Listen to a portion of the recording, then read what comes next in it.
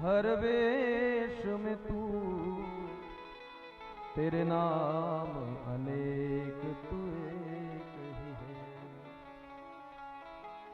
सागर से उठा बादल बनकर, बादल से गिरा बरखा बनकर, कहीं नहर बनी नदियां गहरी, तेरे भिन्न स्वरूप तू एक ही है। વાદળમાંથી એ જલ મીઠું બનીને મારા ને તમારા સુધી પહોંચે છે। ભગવાનની આ સુંદર વ્યવસ્થા છે। આ પ્રકૃતિને પરમાત્માએ મારીને તમારી સેવામાં લગાડી છે। સૂર્ય ઉગે હાથ में, ચંદ્રમાની શીતળ ચાંદની દ્વારા ઔષધિઓ પુષ્ટ થાય, રસવાળી બને, આ પ્રકૃતિ જ કરે છે। આપણું શરીર પણ આ પ્રકૃતિથી બનેલું છે। પંચ મહાભૂત પૃથ્વી જળ તેજ વાયુ આકાશ। આમાં પૃથ્વી પણ છે, જળ તત્વ પણ છે, વાયુ પણ છે, આકાશ તત્વ પણ છે, અગ્નિ તત્વ પણ છે। જઠરાગ્નિ મંદ થઈ જાય એટલે ડોક્ટર પાસે જવું પડે, પચતું નથી। या देवी सर्वभूतेषु क्षुधा रूपेण संस्थिता, या देवी सर्वभूतेषु निद्रा रूपेण संस्थिता, या देवी सर्वभूतेषु कांति रूपेण संस्थिता, या देवी सर्वभूतेषु शांति रूपेण संस्थिता। भूख न लागे तो डॉक्टर पास जावू पड़े, साहेब भूख नहीं लगती। निंदर न आवे तो माणस बीमार थी जाए, साहेब निंदर नहीं आवती। आ प्रकृति ज छे। प्रकृति मां मारीने तमारी अंदर समायेली। सर्वभूतेषु या देवी क्षुधा एटले के भूख रूपेण संस्थिता। समये समये भूख लागवी ए स्वास्थ्यनी निशानी छे, नहींतर बीमारी कहेवाय। समय थाय एटले ऊंघ आवी जवी ए सुखी माणसनी, स्वस्थ माणसनी निशानी। अनिद्रानो रोग लागू पड़े तो तरत डॉक्टर पासे जावू पड़े, बीमार कहेवाय। एटले प्रकृति मारीने तमारी सेवामां सदैव लागेली छे। अष्टधा प्रकृति ए परमात्मानी पत्नी छे। पछी भगवाने 16,100 लग्नो कर्या छे, एनी कथा छे। भौमासुर नामनो असुरनो वध करी एना केदमां पुरायेली राजकन्याओने प्रभुए मुक्त करी छे। कीधुं के हवे तमे पोतपोताना घरे जाओ। राजकन्याओ भगवानना शरणे आवे छे, कहे प्रभु हवे अमारो स्वीकार कोण करशे, कोण अमारो हाथ जालशे। आ समाज पहला अमारू रक्षण करवामां जेटलो समर्थ न बन्यो अने हवे अमारो स्वीकार करवा जेटलो उदार नहीं बने। अमे क्यां जाईए? भगवाने कीधुं क्यांय जवानी जरूर नथी, आओ मारा शरणे, हूँ तमारुं पाणी ग्रहण करवा तैयार। 16,100 भगवाने लग्न कर्या। आ भगवाननी काम दृष्टि नहीं, करुणा दृष्टि छे के आटली बधी कन्याओ एनुं पतन थशे तो क्यां जशे। एटले भगवाने सौनो स्वीकार कर्यो, एने एक सुंदर जीवन आप्युं छे। सारी रीते जीवन जीववानो, समानपूर्वक जीवन जीववानो अधिकार श्री कृष्णए आप्यो छे। એટલે તો કૃષ્ણને ક્રાંતિકારી મહામાનવ, મહાપુરુષ, આદિ પુરુષ, યુગ પુરુષ કહી શકાય। ભગવાનના એક એક નિર્ણય અદ્ભુત છે। આ ભગવાનના ગૃહસ્થ જીવનનું દર્શન 10મા સ્કંદમાં બતાવ્યું। એક ગૃહસ્થ કેવો હોય એ કૃષ્ણએ બતાવ્યું છે। એકવાર રૂકમિણીજીના ભગવાને અહંકારને દૂર કર્યો, એની કથા છે। રૂકમિણીને થોડો અહંકાર આવ્યો કે જો મારામાં કંઈક એવું હશે ને કે મેં ચિઠ્ઠીની ચબરકી લખી અને રાતોરાત પ્રભુ દ્વારિકાથી કુંડિનપુર પધાર્યા। જીવને પરમાત્મા મળે। ગોપીઓની કથા સાંભળી પ્રભુ અંતર ધ્યાન થયા રાસલીલા વખતે। ભગવાન મળી ગયા પછી જીવને એમ થાય કે આ મારા સાધનો દ્વારા મળ્યું, મેં ભજન કર્યું, જપ કર્યો, તપ કર્યું, હા આટલી બધી પૂજાઓ કરીને એટલે ભગવાન મળ્યા છે। ખરેખર તો પરમાત્માની કૃપા વગર પરમાત્મા પ્રાપ્ત થતા જ નથી। ગમે એટલા સાધનો કરીએ હું તમે, પણ એ સાધનોથી નથી મળતા, પરમાત્મા પ્રેમથી જ પ્રાપ્ત થાય છે। અને જ્યાં અહંકાર આવે ત્યાં પ્રેમ વિલુપ્ત થઈ જાય। પરંતુ ભક્તિનો માર્ગ હશે આપણો તો ભક્તિના માર્ગમાં ભગવાન પતન નહીં થવા દે। કદાચ થોડું ઘણું ભટકવું પડે, માર્ગ લાંબો થઈ જાય પણ પતન નહીં થાય। નમે ભક્તઃ પ્રણશ્યતિ, આ કૃષ્ણનું વચન છે ગીતામાં। મારા ભક્તનું હું ક્યારેય પતન થવા દેતો નથી। ભૂલો પડ્યો હંસલો આંગણે ઉડીને આવ્યો, તન મનથી તરછોડાયો, માર્ગ માર્ગ અથડાયો। ભટકે, ભૂલો પડે, થોડો પથ લાંબો થાય, પણ પતન તરફ ભગવાન જવા દેતા નથી. એટલે રૂકમિણીજી એકવાર મધ્યાહનનો સમય પ્રભુ ભોજન કરીને હોનાના હિંડોળા ઉપર બિરાજતા હતા. રૂકમિણીજીના હાથમાં વીંઝણો છે. કૃષ્ણ અને રૂકમિણી બે જ હતા.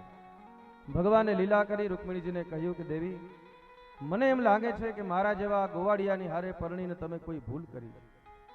તમે તો રાજકન્યા, ભીષ્મક રાજાની કન્યા, અને તમારા માટે તો કેટલા શ્રેષ્ઠ શ્રેષ્ઠ રાજાઓના માંગા હશે. તમે મારી હારે કેમ પરણ્યા? હું તો એક ગોવાળિયો, રણ છોડીને ભાગીને અહીંયા હંતાઈને રહેવા વાળો. દેવી, તમને કોઈ એમ થતું હોય કે હજી કઈ ભૂલ કરી છે તો હજી પણ હું તમારો ત્યાગ કરવા તૈયાર છું. આટલું જ્યાં કહ્યું ત્યાં તો રૂકમિણીજીના હાથમાંથી વીંઝણો પડી ગયો. બેહોશ થઈને પડવા જાય.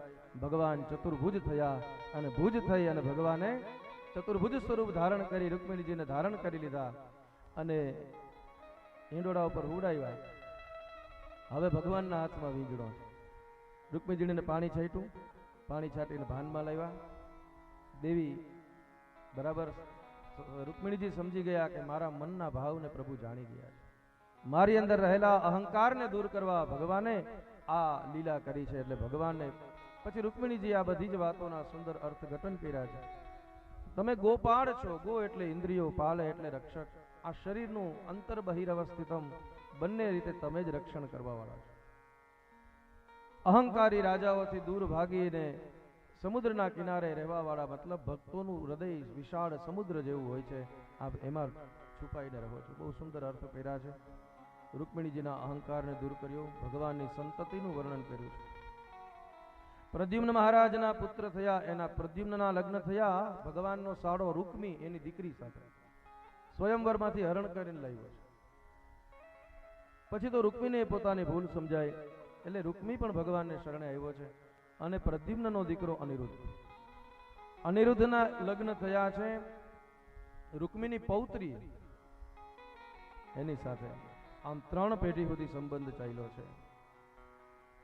ઉષાની હારે અનિરુદ્ધના લગ્ન થયા, જેને આપણે ઓખાહરણ કહીએ છીએ, ચૈત્ર મહિનામાં વાંચીએ એની કથા કહી. ઓખા બાણાસુરની દીકરી છે. બાણાસુર ભગવાન શિવનો ભક્ત છે અને પ્રહલાદનો વંશજ છે. શિવની ઉપાસના કરતા 1000 હાથ મળ્યા છે. આ 1000 હાથ એટલે 1000 હાથ જેટલી શક્તિ મળી છે. પણ જેવી શક્તિ મળી એટલે ભગવાનની સામે જ બાયું ચડાવી, હાલો મારી હારે યુદ્ધ કરો.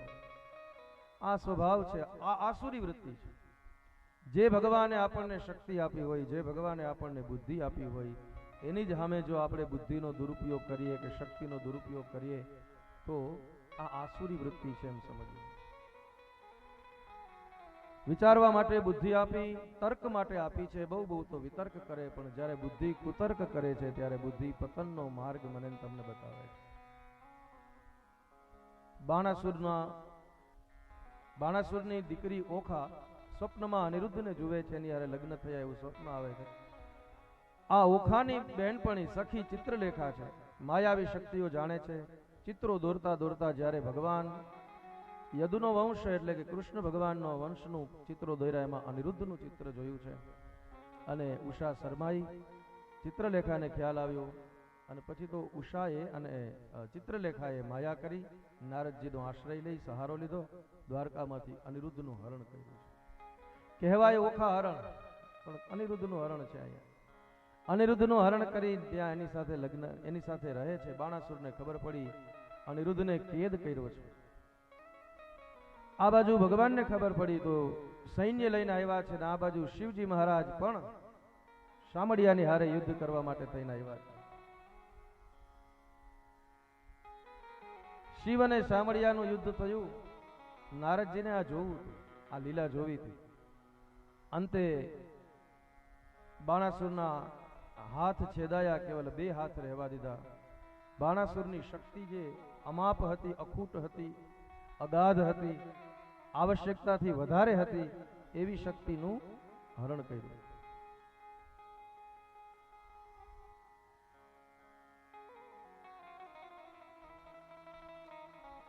આવશ્યકતાથી અધિક ઘણી વખત શક્તિ હોય કે સંપત્તિ હોય અહંકારનું કારણ બને. આવશ્યકતાથી અધિક શક્તિએ બાણાસુરને ભગવાનના વિરોધ માટે થઈને પ્રેર્યો. અંતે શરણે આવ્યો છે અને શરણે તો ત્યારે જ જાય જ્યારે શક્તિ ને બુદ્ધિ ને બધું ક્ષીણ મંડે થવા, ત્યારે જ શરણાગતિનો ભાવ જાગે. ઘણી વખત હે ગોવિંદ હે ગોપાલ અબ તો જીવન હારે, વાયરો નો વરે ને હાયરો વરે, આપણે કહેવત છે. હારે પછી તો શરણાગતિ સિવાય બીજો કોઈ માર્ગ ન હોય. અને ત્યારે શરણાગતિ, પણ ભગવાન કેટલા દયાળુ છે. એમ નથી કહેતા કે આટલા દિવસો આટલા વર્ષો ક્યાં હતો, કેમ મારે શરણે ન આવ્યો, હવે કેમ આવ્યો? નહીં, ભગવાન તો દયાળુ છે. શરણાગત વત્સલ ભગવાનનું નામ છે. શરણે આવે એટલે પછી ગમે એવો જીવ કેમ ન હોય, ભગવાન એનો સ્વીકાર કરે. અરે પૂતનાનો સ્વીકાર કર્યો પરમાત્માએ, એક રાક્ષસીનો જો સ્વીકાર કરતા હોય, વિભીષણનો સ્વીકાર કરે, તો પરમાત્મા આપણો સ્વીકાર કેમ ન કરે? શરણે જવું પડે, શરણાગતિ સ્વીકારવી પડે છે. ભક્તિ માર્ગનું મોટામાં મોટું સાધન હોય તો એ શરણાગતિ છે. ભણેલો હોય, અભણ હોય, સાક્ષર હોય, પંડિત હોય, વિદ્વાન હોય કે મૂર્ખ હોય, ગમે એવો જીવ કેમ ન હોય, બસ શરણે આવે એટલે ભગવાન એના હૃદયમાં ભક્તિનું બીજ પણ ભગવાન જ રોપે છે. અને ભક્તિ આવે ને એટલે પરમાત્મા પછી દુર્લભ નથી, અપ્રાપ્ય નથી, પ્રાપ્ત જ છે. બાણાસુર ઉપર ભગવાને અનુગ્રહ કર્યો. ઉષા અને અનિરુદ્ધના વિવાહ થયા છે એની કથા કહી. નૃગરાજાનો ભગવાને ઉદ્ધાર કર્યો.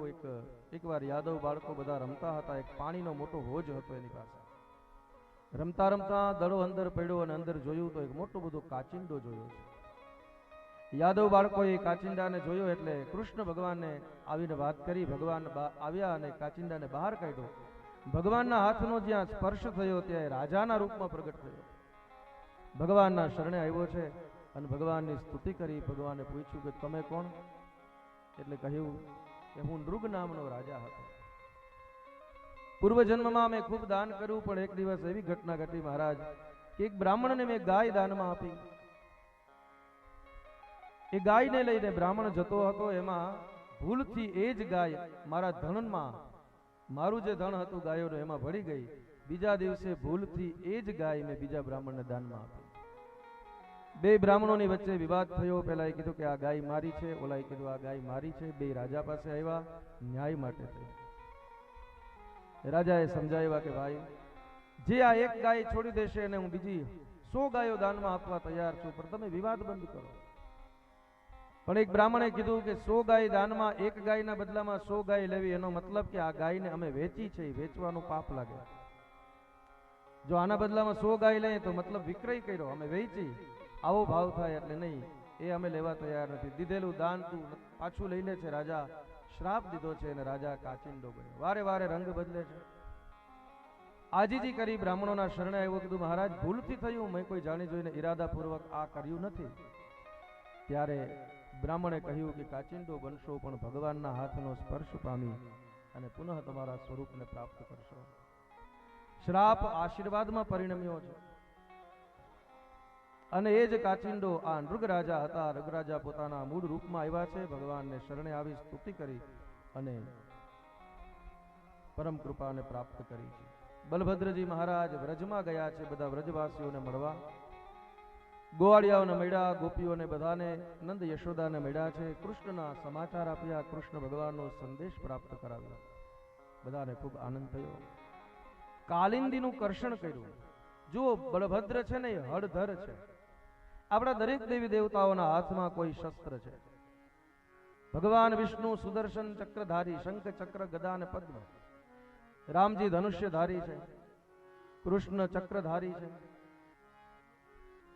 જગદંબા તો ખડગમ ચક્ર ગદેશુ ચાપ પરિઘાન ચૂલમ ભુષુંડીમ શિરઃ શંખમ સંદધતિમ કરે સ્ત્રી નયનામ સર્વાંગ ભૂષાવૃતામ.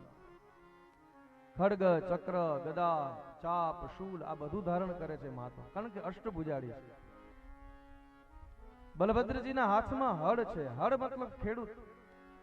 બલભદ્રજીએ ગોવાળોને પૂછ્યું કે તમે હજી પશુપાલન જ કરો કે કઈ ખેતી બેતી ચાલુ કર્યું? કીધું કે નહીં મહારાજ, અમે તો ગાયો ચરાવીએ મોજ કરીએ. કીધું કે હવે ખેતી કરો. ખેતી કરીએ પણ કેવી રીતે? જળની વ્યવસ્થા નથી. એટલે બલભદ્રજીએ પુરુષાર્થ કરીને કાલિંદીનો મતલબ યમુનાનો જે પ્રવાહ દૂર વહેતો હતો, પોતાના હળ વડે, હળ પુરુષાર્થનું પ્રતીક છે, મહેનતનું પ્રતીક છે. હળ વડે કાલિંદીના પ્રવાહને નજીક લાવ્યા છે. અને બધાને ખેતી કરતા શીખવાડ્યું છે. ભગવાન બલભદ્રજીએ ખેતી કરતા શીખવાડ્યું અને પછી પાછા દ્વારકામાં પધારે છે. ભગવાને પૌંડ્રકનો વધ કર્યો. આ પૌંડ્રક ખોટો વાસુદેવ બનીને ફરતો હતો કે હું જ કૃષ્ણ છું, હું દ્વારકાધીશ છું. દંભ હતો ભગવાને એને માર્યો છે. કાશીરાજનો વધ કર્યો. દ્વિવિધ નામનો એક વાનર હતો. આ દ્વિવિધ એટલે દુવિધા, અસમંજસ. બલભદ્રજી મહારાજ દ્વારા એનો વધ થયો. બલભદ્ર છે એ આત્મવિદ્યા છે. આત્મવિદ્યાથી જ દુવિધાનો નાશ થાય. પ્રવૃત્તિ નિવૃત્તિ વચ્ચે ઘણી વખત સુખ આ બધા દ્વંદ્વ છે. માન અપમાન, તુલ્ય નિંદા, સ્તુતિર મૌની, સંતુષ્ટો યેન કેન. આત્મવિદ્યા બલભદ્રનું સ્વરૂપ છે. દ્વિવિધ વાનરનો વધ કર્યો. સાંબના વિવાહ થયા. ભગવાનના એક પુત્રનું નામ છે સાંબ. દુર્યોધનની દીકરીનું હરણ કરી અને લઈ આવ્યો સાંબ, એની હારે લગ્ન કર્યા. દુર્યોધને કેદ કર્યો સાંબને, તો દાવજી મહારાજ ગયા અને હસ્તિનાપુરને ધ્રુજાવ્યું અને સાંબને મુક્ત કર્યો છે. આમ તો બલભદ્રજી દુર્યોધનના ગુરુ છે. ગદાયુદ્ધ એને શીખવાડ્યું છે.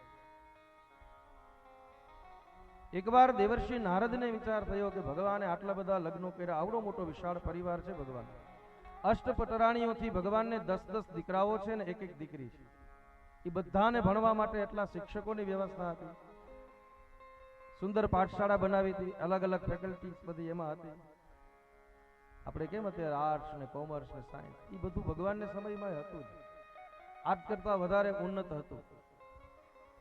તે દેવર્ષિને થયું કે આટલો વિશાળ પરિવાર, ભગવાન બધાની સંભાળ કેમ રાખતા હશે, લાવને જરાક જઈને જોઉં. ભગવાનની વ્યવસ્થામાં શંકા કરી. એટલે નારદજી પધારે છે દ્વારકામાં. જે મહેલમાં પ્રભુ નારદજી બિરાજે છે, પધારે છે, તે દરેક મહેલમાં કૃષ્ણને જોયા. રૂકમિણીજીના મહેલમાં ગયા તો ભગવાન ત્યાંય બિરાજે છે. સત્યભામાના મહેલમાં ગયા તો પ્રભુ ત્યાંય બિરાજ્યા. દરેક મહેલમાં કૃષ્ણ બિરાજતા હતા. સબ ઘટ મેરો સાઈયા, થાલી ઘટ નહીં કોઈ, બલિહારી ઉસ ઘટ કી, જા ઘટ પર ઘટ હો. દરેક ઘટમાં હરિ બિરાજે. તારા હૃદયમાં પિયુજી બિરાજે. અંતરપટ જો ખોલી, હૃદયમાં વસ્તુ છે અણમોલી.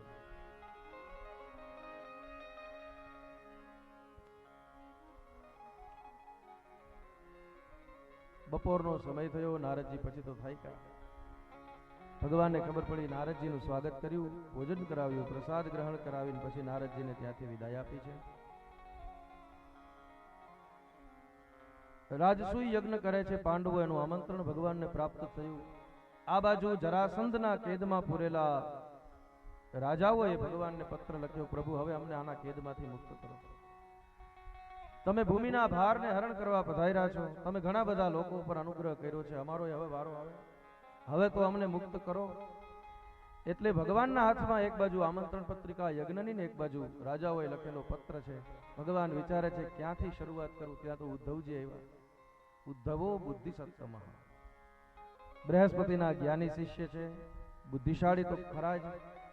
અને એમાંય હવે જ્યારથી ગોપીઓના દર્શન કરીને આવ્યા છે ત્યારથી તો પ્રેમથી દીક્ષિત થયા છે. ઉદ્ધવજીએ કૃષ્ણને જોયા હતા મથુરામાં, પણ કૃષ્ણ તત્વનો અનુભવ એને વ્રજમાં જઈને કર્યો. કૃષ્ણ શું છે, કૃષ્ણ કોણ છે, પ્રેમ દ્રષ્ટિ વ્રજાંગનાઓએ આપી છે. ગોપીઓ ગુરુ છે ઉદ્ધવને. ઉદ્ધવ જ્ઞાનથી ભરેલા, જ્ઞાનના અહંકારથી ભરેલા હતા. તે ગામડાની અભણ ગોપીઓને સમજાવી, એમાં હું મોટી, હું તો બૃહસ્પતિનો શિષ્ય છું,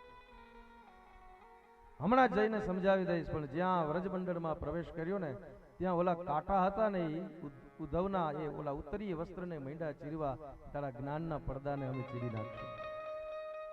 વ્રજમંડળની એ ભૂમિમાં જ્યાં પદાર્પણ થયું, પગ મૂક્યો, ત્યાં તો પ્રેમની ભૂમિ અનોખો રંગ બતાવવાનો શરૂ કર્યો. ઉદ્ધવનું હૃદય પ્રેમના રંગે રંગાવા લાગ્યું. પસાર થતા હતા માર્ગ પરથી તો ઝાડ પર બેઠેલા પક્ષીઓ કહે છે, ઉદ્ધવ કૃષ્ણ ક્યાં છે, કૃષ્ણ ક્યાં છે, એકલા કેમ આવ્યા? ઝાડ ઝાડ પાન પાનમાંથી કૃષ્ણ કૃષ્ણનો જ અનુભવ થવા લાગ્યો. અને એમાંય નંદ યશોદાને મળ્યા, ગોપીઓને મળ્યા, અને પછી તો ખ્યાલ આવ્યો કે કૃષ્ણ શું છે, કૃષ્ણ કોણ છે. વંદે નંદ વ્રજ સ્ત્રીના પાદ રેણુમભીક્ષ્ણશઃ યાસાં હરિકથો પુનાતિ ભુવનત્રયં. વંદે નંદ વંદે નંદ વંદે વંદે.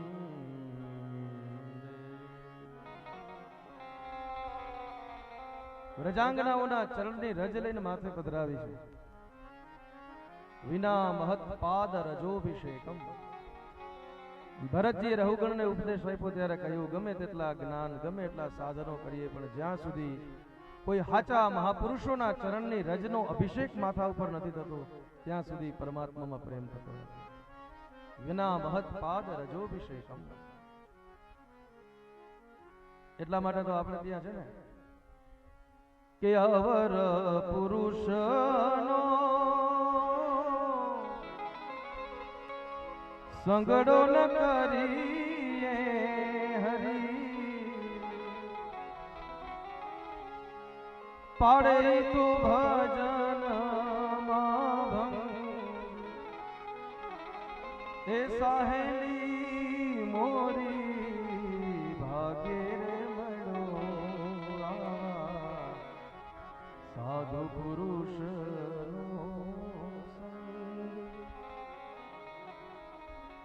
એ સાહેલી મોરી ભાગે રે મળો સાધુ પુરુષનો સંગ.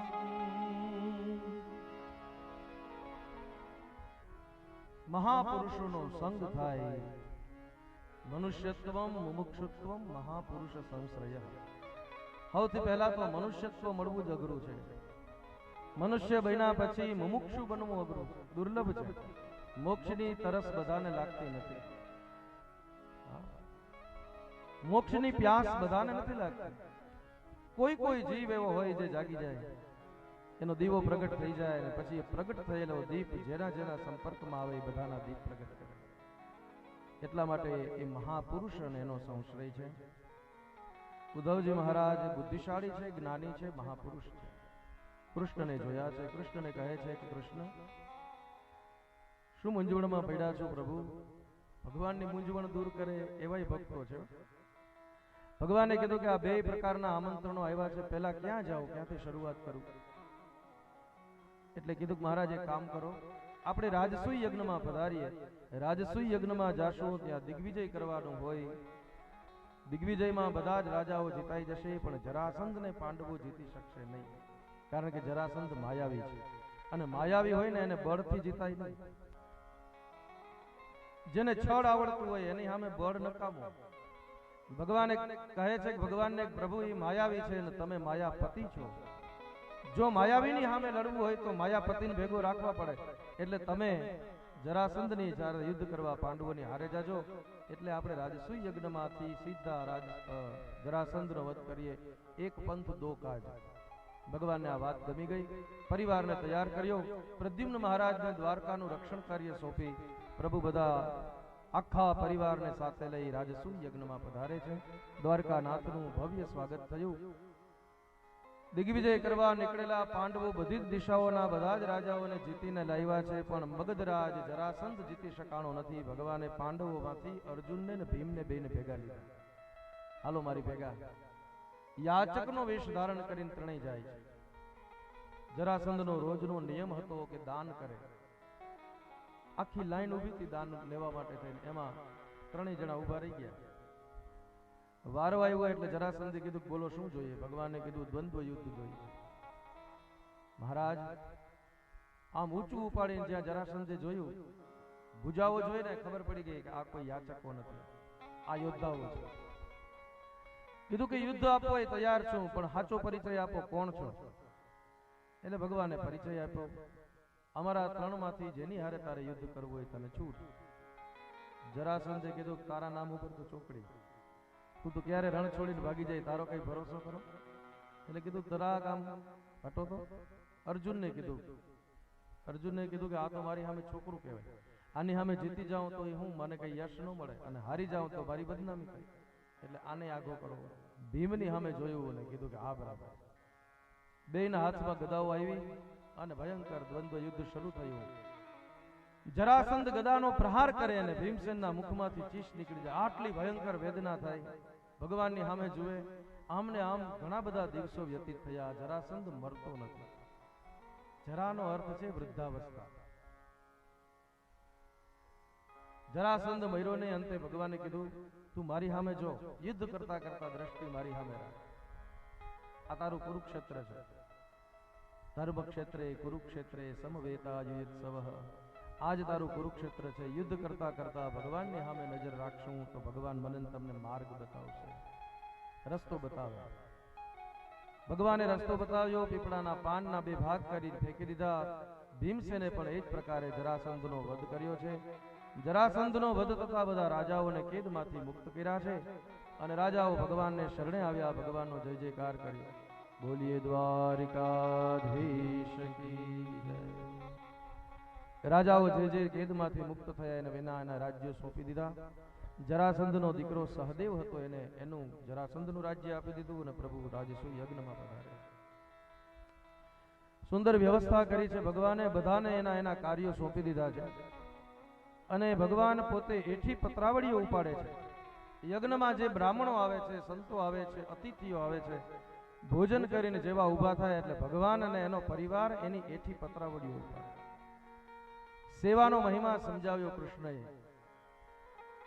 ભગવાને આ કાર્ય સંપન્ન કરાવ્યું. રાજસૂય પ્રથમ પૂજા ભગવાનની થઈ. શિશુપાલનો ભગવાને વધ કર્યો છે અને રાજસૂય યજ્ઞ સંપન્ન કરીને પાછા આવ્યા છે. સાલ્વનો ભગવાને વધ કર્યો. દંતવક્ત્રને ભગવાને માર્યો. ભગવાને વિદુરથનો વધ કર્યો છે. બલવલને ભગવાને માર્યો. હવે સુદામાજીનું ચરિત્ર કહે છે. આવો સુદામા ચરિત્ર સાંભળીએ. પરીક્ષિત રાજા કહે છે કે મહારાજ, મેં એવું સાંભળ્યું છે કે ભગવાનના એક મિત્ર હતા જેનું નામ સુદામા હતું. કીધું કે હા, સાંભળો રાજા. કૃષ્ણસ્યાસિત સખા કશ્ચિદ બ્રાહ્મણો બ્રહ્મવિત્તમઃ વિરક્ત ઇન્દ્રિયાર્થે પ્રશાંતાત્મા જીતેન્દ્રિયઃ. કૃષ્ણના એક મિત્ર હતા અને એનું નામ હતું સુદામા. કેવા હતા સુદામા? બ્રાહ્મણ છે, બ્રહ્મને જાણનારાઓમાં શ્રેષ્ઠ છે, બ્રહ્મવિત્તમઃ. ઇન્દ્રિયોથી ઉપર ઉઠી ગયેલો મહાપુરુષ છે અને પ્રશાંત આત્મા છે, જીતેન્દ્રિય છે. અયાચક વ્રત છે, કોઈની પાસે હાથ ફેલાવતા નથી. પુરુષાર્થ કરે, મહેનત કરે અને પરમાત્મા જે આપે એમાં આનંદથી જીવે છે.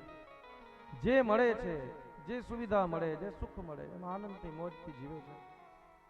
કોઈ કામના નથી, કોઈ માંગણી નથી. અરે અખિલ બ્રહ્માંડનો માલિક કે જેની પાસે આખી દુનિયા ફેલાવે છે, સુદામો એની પાસે માગતો નથી કે મારા હાથને ફેલાવું તો તારી ખુદાઈ દૂર નથી, પણ હું માંગુ ને તું આપી દે એ વાત મને મંજૂર નથી. હું માંગુ નહીં. ભગવાનને ખબર છે કોને ક્યારે કેટલું આપવું અને શું આપવું. એટલે સુદામાજીની જીવનમાં આનંદ. સુદામો ગરીબ છે એવું આપણે કહીએ છીએ. સુદામાજીએ ક્યારે એવું માન્યું નથી કે હું દરિદ્ર છું. સુદામાએ ક્યારે એવા રોદણા રોજાઈ નથી કે હું ગરીબ છું. જેનું નામ સાંભળે ને અખિલ બ્રહ્માંડનો માલિક હળી કાઢે એ સુદામાને હું તમે ગરીબ કેમ કહી શકીએ. પત્ની સુશીલા છે, બાળકો છે. એકવાર સુશીલાજી સુદામાને કહે છે કે નાથ, સુશીલા કહે છે સ્વામી શિશુ ભોજનની ખામી. સુશીલા કહે છે સ્વામી શિશુ ભોજનની ખામી. તમારા દોસ્તાર દ્વારિકાના નાથ છે રે. તમારા દોસ્તાર દ્વારિકાના નાથ છે રે. જુઓ સુદા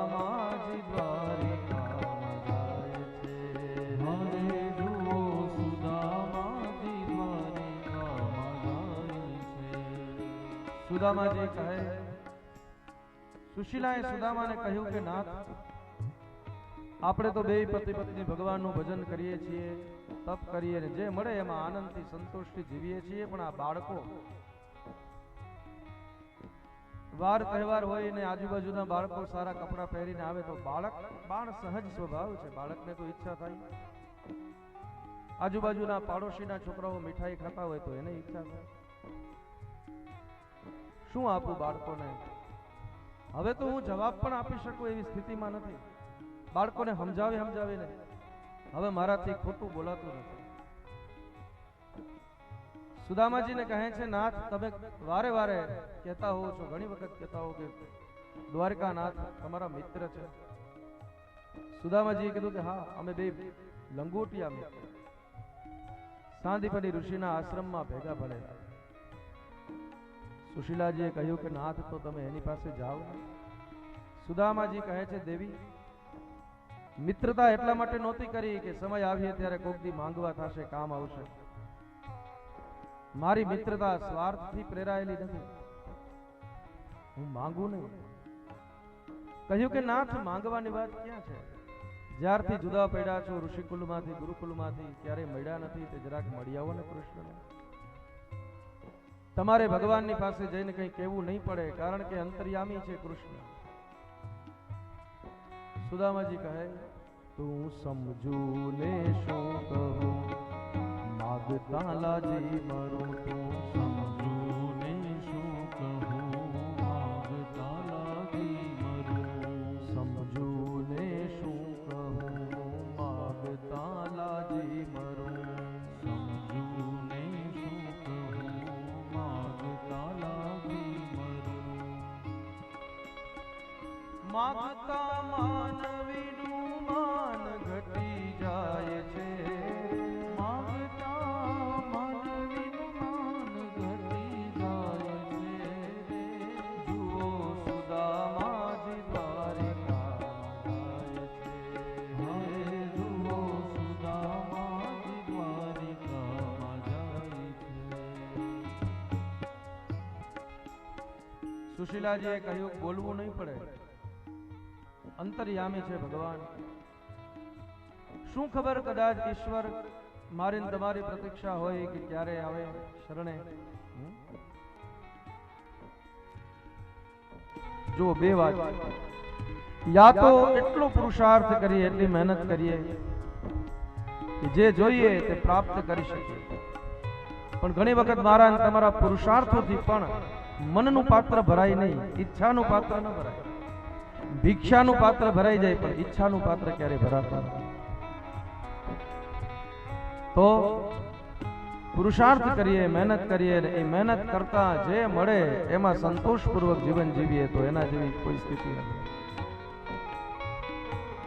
અને એક વાત હંમેશા યાદ રાખવી કે કૃષ્ણ કોઈ દિવસ કોઈનું માથે રાખતો નથી, કોઈનો ભાર ન રાખે. મુરારી ભગવાને કહ્યું કે કર્મણ્યેવાધિકારસ્તે મા ફલેષુ કદાચ.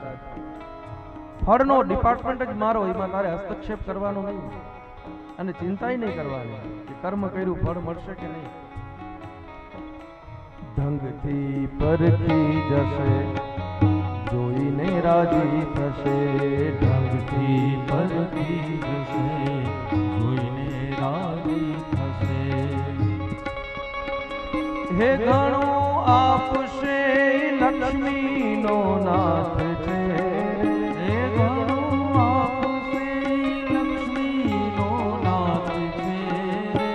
જુઓ સુદામાજી દ્વારિકામાં જાય છે. જુઓ સુદામાજી દ્વારિકામાં જાય છે. સુદામાજીએ કહ્યું, ઠીક છે, જવા તૈયાર છો. આમે ઘણા વર્ષોથી છૂટા પડ્યા ત્યારથી મળ્યા જ નથી. તે લાવ જરા કૃષ્ણને મળી આવું, એનું મોઢું જોઈ આવું. સુદામાજી જવા તૈયાર થયા, પણ કહ્યું, દેવી, ખાલી હાથે કેમ જાઉં? કૃષ્ણના બાળકો હશે, એ મારી પાસે દોડીને આવશે, કાકા કાકા કહીને બોલાવશે, તો મારે એને કંઈક દેવું જોઈએ ને. સુદામાજી માંગવા નથી ગયા, જુઓ, દેવા માટે ગયા. સુશીલાજીએ કીધું કે એ હું વ્યવસ્થા કરી દઉં, ચિંતા ન કરો. બાજુના ઘરે ગયા, શેઠનું ઘર હતું. શેઠાણીએ સુશીલાજીને આવેલા જોયા, બહુ આનંદ થયો કે માં, કોઈ દી નહીં, આજ પહેલી વાર તમે મારું આંગણું પાવન કર્યું છે. માં, શું સેવા કરું તમારી? સુશીલાજીએ કહ્યું કે નહીં, તમારા ગુરુ જાય છે દ્વારિકા, એટલે ખાલી હાથે નથી જવું, કંઈક લઈને જવું છે. ત્યાં તો શેઠાણીએ પોતાના કબાટ ખોલી નાખ્યા, વસ્ત્રો ને સુવર્ણ હીરા મોતી, તમારે જે જોઈએ તે લઈ લો, અન્નના ઢગલા છે એમાંથી જે જોઈએ. સુશીલાજીએ કીધું કે એવું ન લેવાય જે અમે પાછું ન આપી શકીએ. આ બહુ મોટું સૂત્ર છે, કારણ કે આ જગતમાં કાંઈ એમને મળતું જ નથી. અહીંયાથી લીધું હશે તો પાછું ચૂકવવું પડશે, ક્યાંક ને ક્યાંક, ક્યારેક ને ક્યારેક, પણ ચૂકવવાનું છે, એ વાત પાકી છે. માણસ એમ વિચારે કોઈને છેતરીને લઈ લીધું, અત્યારે કદાચ મજા આવશે, પણ એ પાછું ક્યારેક ને ક્યારેક વ્યાજ સહિત ચૂકવવું પડશે, એ વાત નિશ્ચિત છે. કર્મનો સિદ્ધાંત અટલ છે, નિશ્ચિત છે, ધ્રુવ છે, એમાં કાંઈ ફેર પડે નહીં. સુશીલાજીએ કહ્યું કે આ પૌવા પડ્યા છે એ થોડાક આપી દો ને, કારણ કે એ પાછા અમે આપી શકીએ, અમારી એટલી શક્તિ ખરી. 3 મુઠ્ઠી પૌવા એક પોટલી વાળી સુદામાજીના હાથમાં આપી છે. સુદામાજીએ પોટલી લીધી, લાકડીના છેડે બાંધી, અને દુબળો પાતળો એ દેહ, એક પોતળી પહેરેલી છે, પણ બ્રહ્મ તેજ ઝળકી રહ્યું છે. આવા સુદામાજી ચાલવાની શરૂઆત કરી. રસ્તામાં મનમાં કૃષ્ણ કૃષ્ણનું ચિંતન કરતા કરતા યાત્રાની શરૂઆત થઈ છે. પગમાં પગરખાઈ નથી પહેર્યા, પણ કૃષ્ણ દર્શનનો એટલો બધો આનંદ છે, કૃષ્ણને મળવાનો એટલો હર્ષ છે, એટલો ઉલ્લાસ છે હૃદયમાં, કે ઓલા કાંટા લાગે છે, કાકરા લાગે છે, એ દુઃખ ગૌણ બની ગયું, દેખાતું જ નથી. યાદ દેહ ભાન ભૂલી ગયા છે, ક્યાં છું, કોણ છું, બધું ભૂલી બસ દ્વારકા વાળો જ દેખાય ને દ્વારકાનો માર્ગ દેખાય છે, બીજું કઈ દેખાતું જ નથી. એના મનનો મહેરામણ છલકાય છે રે, જો સુદામાજી દ્વારિકામાં જાય. ઘણી વખત બને ને કે આનંદ એટલો બધો હોય હૃદયમાં કે આનંદ હાવી થઈ જાય ઓલા દુઃખ ઉપર, દુઃખ વિસરાઈ જાય, દુઃખ ભૂલાઈ જાય, પછી પ્રસંગ પૂરો થાય, બધું હાવ નિરાશ થાય ને ત્યારે ખબર પડે કે લે પગ તો બહુ દુખે છે. કારણ કે ઓલા આનંદના ઉત્સાહમાં દેહ ભાન ભૂલી જાય છે માણસ. સુદામાજી ચાલતા ચાલતા રસ્તામાં કોઈ ગામ આવે તો ત્યાં લોકો એને ભોજન કરાવે, એને રહેવાની વ્યવસ્થા કરે, તો ત્યાં ધર્મ સભા કરે, લોકોને શાસ્ત્રનું જ્ઞાન આપે, સત્સંગ કરીને પછી ત્યાંથી નીકળે છે. આમ જુદા જુદા ગામડાઓમાં જતા જતા ધર્મ સભાઓ પણ કરતા જાય સુદામાજી. એમ નહીં કે હાલો ભોજન કરી લીધું હાલતા થઈ જાય, નહીં. સમાજનું ઋણ છે તો એ ઋણને પણ ચૂકવવું એ જવાબદારી છે. સમાજનું ખાધું હશે તો એનું ઋણ છે, અને ઋણ ચૂકવવું પડે છે.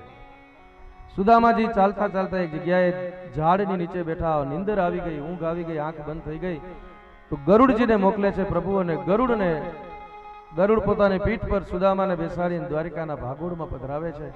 આંખ ખુલી જોયું તો સામે 52 ગજની ધજા ફરકે છે. થોડી ધજા ફરે જોતા હૃદય ઠરે, થોડી ધજા ફરે જોતા હૃદય ઠરે, થોડી ધજા ફરે જોતા હૃદય ઠરે, થોડી ધજા ફરે જોતા હૃદય ઠરે. ગુરુ સેવાથી સિદ્ધિ પમાય છે રે, હે ગુરુ સેવાથી સિદ્ધિ પમાય છે રે. જુઓ સુદામાજી દ્વારિકામાં જાય છે, અરે જુઓ સુદામાજી દ્વારિકામાં જાય છે. કોઈ વટે માર્ગુ કોઈ મુસાફર ત્યાંથી નીકળો એટલે એને પૂછ્યું કે ભાઈ આ નગર કેવું છે? કહ્યું કે આ દ્વારકા નગર છે, કૃષ્ણનું નગર છે. બહુ આનંદ થયો સુદામા. કૃષ્ણનો મહેલ કીધું કે જો સામે ઓલી ધજા ફરકે ને ત્યાં હાલ્યા ગયા, અને જ્યાં થોડી ધજા ફરે જોતા હૃદય ઠરે. આનંદ થયો, મિત્રના સુખને જોયું, મિત્રને સુખી જોયો, અને સુદામાજી પોતાનું બધું દુઃખ ભૂલી ગયા. લાગે છે કે આણે ગુરુની સેવા હાચા હૃદયથી કરી છે, નહીતર એક જ ગુરુના અમે 2 શિષ્ય, પણ ગુરુ સેવાથી સિદ્ધિ પમાય છે. આના ઉપર ગુરુના બહુ આશીર્વાદ છે. મિત્રના સુખને જોઈને સુખ થયું છે. ચાલતા ચાલતા આવ્યા મહેલની પાસે તો ઓલા દ્વારપાળો હતા, એમણે પૂછ્યું કે કોણ છો મહારાજ? કોણ છો ને ક્યાંથી આવ્યા? આ પોટલીમાં શું લઈ આવ્યા? કોણ છો, ક્યાંથી આવો છો ને આ પોટલીમાં શું છે? સુદામાજીએ કીધું કે હું આમથી આવું છું પોરબંદર. હા, શું કામ હતું બોલો? કઈ દાન દક્ષિણા જોઈએ તો અમે આપી દઈએ. પ્રભુ અત્યારે આરામમાં છે, ભોજન કરી મધ્યાહનનો સમય છે તો થોડી વાર વિશ્રામ કરે. આખો દિવસ ભગવાન વ્યસ્ત હોય તે અત્યારે થોડી વાર તો વિશ્રામ મળવો જોઈએ ને. ભગવાન જેટલું વ્યસ્ત કોણ આ દુનિયામાં, અને એમાં કૃષ્ણ જેટલું વ્યસ્ત તો કોઈ નહીં. જીવનની અંતિમ ઘડી સુધી ભગવાન સતત કાર્યશીલ હતા, સતત કાર્ય કર્યું છે. કૃષ્ણ ક્યારેય પગ આટીને બેઠા નથી, અને એટલી મુસાફરી એટલી યાત્રાઓ કરી છે કૃષ્ણએ. જીવનની છેલ્લી ક્ષણ સુધી, અંતિમ ક્ષણ સુધી ભગવાને પોતાનું કાર્ય બંધ નથી કર્યું, પુરુષાર્થ છોડ્યો નથી.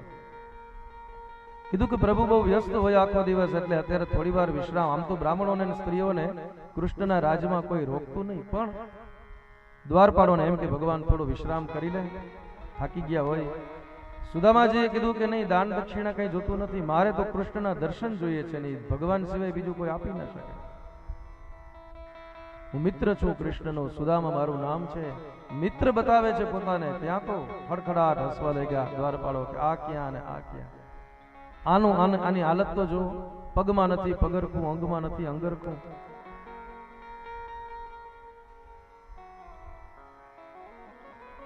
સુદામાજીએ કહ્યું કે તમે જઈને એકવાર સમાચાર આપો કે તમારો મિત્ર આવ્યો છે. સુદામા વારંવાર અનુનય વિનય કરે છે, ત્યારે દ્વારપાળોને વિચાર આવ્યો કે લાવ એકવાર જઈને સમાચાર તો આપીએ. આ બાજુ ભગવાન મધ્યાહનનું પ્રસાદ ગ્રહણ કરી, ભોજન ભોગ ગ્રહણ કરી, અને હોનાના હિંડોળા ઉપર પ્રભુ હિંચકે છે. પગની ઠેસ લઈને હરી હિંચકે છે, અને આજુબાજુમાં અષ્ટપટરાણીઓ ઊભી છે સેવામાં. કોઈના હાથમાં વીજળો છે, કોઈના હાથમાં જલનું પાત્ર છે, કોઈના હાથમાં પાનનું બીડલું છે. આનંદ વિનોદ કરે છે પ્રભુ, બધાની સાથે ચર્ચા કરે છે. ત્યાં દ્વારપાળ આવીને કહે છે કે મહારાજ દ્વારિકાધીશ કી જય હો. પ્રભુ આપના દ્વારે કોઈ ભૂદેવ પધાર્યા છે, કોઈ બ્રાહ્મણ દેવ આવ્યા છે. કોણ છે, કઈ નામ ઠામ ઠેકાણું સરનામું?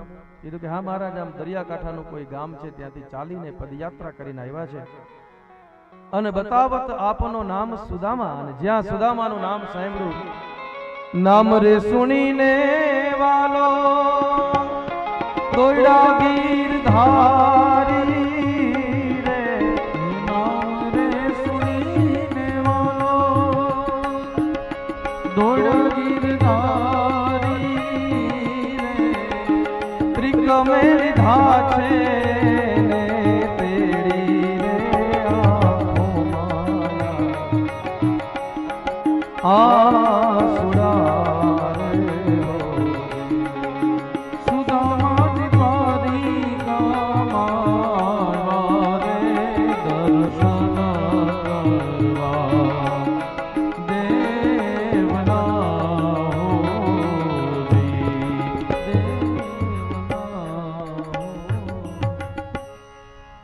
સુદામો આવ્યો, મારો બાપ મારો મિત્ર આવ્યો. આમ કરી ભગવાને રાણીઓને કીધું દૂર હટો. બધાને દૂર કરી ભગવાનનું ઉત્તરીય પડી ગયું. ભગવાને પગમાં પાદુકા પણ પહેરવાની એને ભાન રહી. હળી કાઢીને હરી દોડ્યા, અને સીડીઓને 4-4, 5-5 પગથિયા ઠેકતા ઠેકતા ઠેકતા પ્રભુ આવી, અને જ્યાં સુદામાને જોયો ત્યાં આનંદનો પાર ન રહ્યો. હૃદય લગાડ્યા સુદામાને, અને રાણીઓ ઝરૂખામાંથી જોઈ કે આવું તે આવ્યું કોણ? તે ભગવાને હળી કાઢી. પહેલી વાર આ દ્રશ્ય જોયું છે. સુદામાને હૃદય લગાડી અને ઉઠાવી લીધા. કીધું કે હવે તારી યાત્રા અહીંયા પૂર્ણ થઈ. પૂર્ણ મદઃ પૂર્ણમિદમ. હવે તું પૂર્ણ થયો સુદામા. ઉઠાવી ભગવાને અને લાવ્યા, અને હોનાના હિંડોળા ઉપર બેહાડી પોતે પગ પાસે બેઠા. નોકર ચાકર સેવક સેવિકાઓ દાસ દાસીઓ ઘણા બધા હતા, પણ કૃષ્ણએ પટરાણીઓને કામે લગાડી. રૂકમિણીજી જાઓ, ગરમ ભોજનની વ્યવસ્થા કરો. સત્યભામાજી આપ જાઓ, ગરમ પાણીની વ્યવસ્થા કરો. કોઈ ભદ્રાને કહ્યું કે તમે જાઓ, સુંદર મજાના વસ્ત્રો અલંકારો મારા મિત્ર માટે કાઢો. પટરાણીઓ વિચાર કરે છે, ગમે એવો મોટો મહેમાન આવ્યો હોય, પણ કોઈ દી અમને ભગવાન સિવાય બીજી કોઈની સેવામાં લગાડી નથી. આજ પહેલી વાર આ બ્રાહ્મણની સેવામાં અમને લગાડી. કોણ હશે આ? કૃષ્ણએ કહ્યું કે પરિચય પછી આપું, પહેલા જાઓ, મારે આ ભૂદેવના પગ ધોવા છે, જલની વ્યવસ્થા કરો. અને જ્યાં એક રાણી જલપાત્ર લેવા માટે ગઈ, આ બાજુ કૃષ્ણને એટલો બધો આનંદ થયો સુદામાને જોઈને, પ્રેમના હર્ષના અશ્રુઓ વહેવા લાગ્યા છે. ચરણમાં બેઠો છે દ્વારિકાનો નાથ આજ સુદામાના, અને પોતાના આંખના અશ્રુઓ દ્વારા સુદામાના ચરણ પ્રક્ષાલન કર્યા છે. કાંટા લાગ્યા છે પગમાં, ભગવાને પોતાના હાથે કાઢ્યા છે. કાકરા લાગ્યા છે. ભગવાનના હાથનો સ્પર્શ થયો ને ત્યાં તો સુદામાના હૃદયમાં મેડી ટાઢક થવા, દુઃખ બધું વિસરાઈ ગયું. રાણીઓ આવી છે સુદામાને. પછી તો કૃષ્ણ લઈ ગયા સ્નાન ગૃહમાં, સ્નાન કરાવ્યું, પોતાના વસ્ત્ર અલંકારો પહેરાવ્યા અને ભોજન કરવા બેઠા છે. પોતે પ્રભુ બાજુમાં બેઠા છે. આ કૃષ્ણની ભગવત્તા છે. નહીતર કહી દે ને કે જમાડી દો ભાઈ, આવ્યા છે તો જમાડવા તો પડશે, જમાડી દો. પણ સુદામાને એમ નથી કીધું. ભગવાન પોતે બેઠા છે બાજુમાં. કાગયે ને પાણી પાજે, સાથે બેસી ખાજે રે, એને જાપારે એ સુધી તું વડાવવાને જાજે રે, આવકારો મીઠો એ આપજે રે, તારા આંગણિયા પૂછીને કોઈ આવે રે, આવકારો મીઠો આપજે. કાગ એને પાણી પાજે ને સાથે બેસીને ખાજે. ભલે ને ભૂકો રોટલો હોય, છાશ હોય ટાઢી 2-3 દિનની, ભલે ને વાસી, પણ પ્રેમથી ખવડાવે તો એમાંય અમૃતનો ઓટકાર આવે. નહીતર 32 ભાતના ભોજન હોય પણ ભાવ જોવા ન મળે તો એમાંય કઈ મીઠાશ નથી. આંગણિયા પૂછીને કોઈ આવે તોય આટલું સન્માન કરજે. નિમંત્રણ દઈને આવે તો પછી આપણી જવાબદારી બને, પણ કોઈ પૂછતું ચડી આવે તો એને આટલું સન્માન આપજે. કવિ કાગડિયા વાણી છે. સુદામાજીએ પકવાન જોયા થાળમાં, અને જ્યાં જોયા ત્યાં તો એને બાળકો યાદ આવ્યા કે મારા છોકરાઓએ આ પકવાન ખાવાની વાત તો દૂર કોઈ દી જોયા નથી. આમ કરીને કોળીઓ કૃષ્ણ જ્યાં મોઢામાં મૂકે સુદામાને, ત્યાં એને બાળક યાદ આવે. હવે આંખમાં જો આંસુ આવે તો કૃષ્ણ દુખી થાય, એટલે આંખમાં આંસુ નથી આવવા દેવાના. કોળીઓ ગળી તો ખરા, પણ આમ જાણે આમ માંડ માંડ કરીને સુદામાએ ભોજન કર્યું.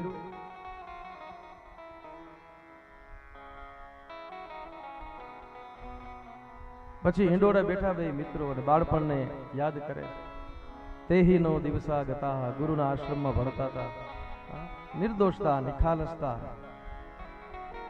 આનંદ સિવાય બીજું કઈ નહીં. પણ કૃષ્ણએ કીધું કે મિત્ર, તારા બાળપણની ટેવ હજી ગઈ નથી. ઓલા ચણા એકલા ખાઈ ગયો તો લાગે છે આજે તારે કઈક એકલા ખાવું લાગે. આ પોટલી લઈ આવ્યો છો તું, આ શું છે?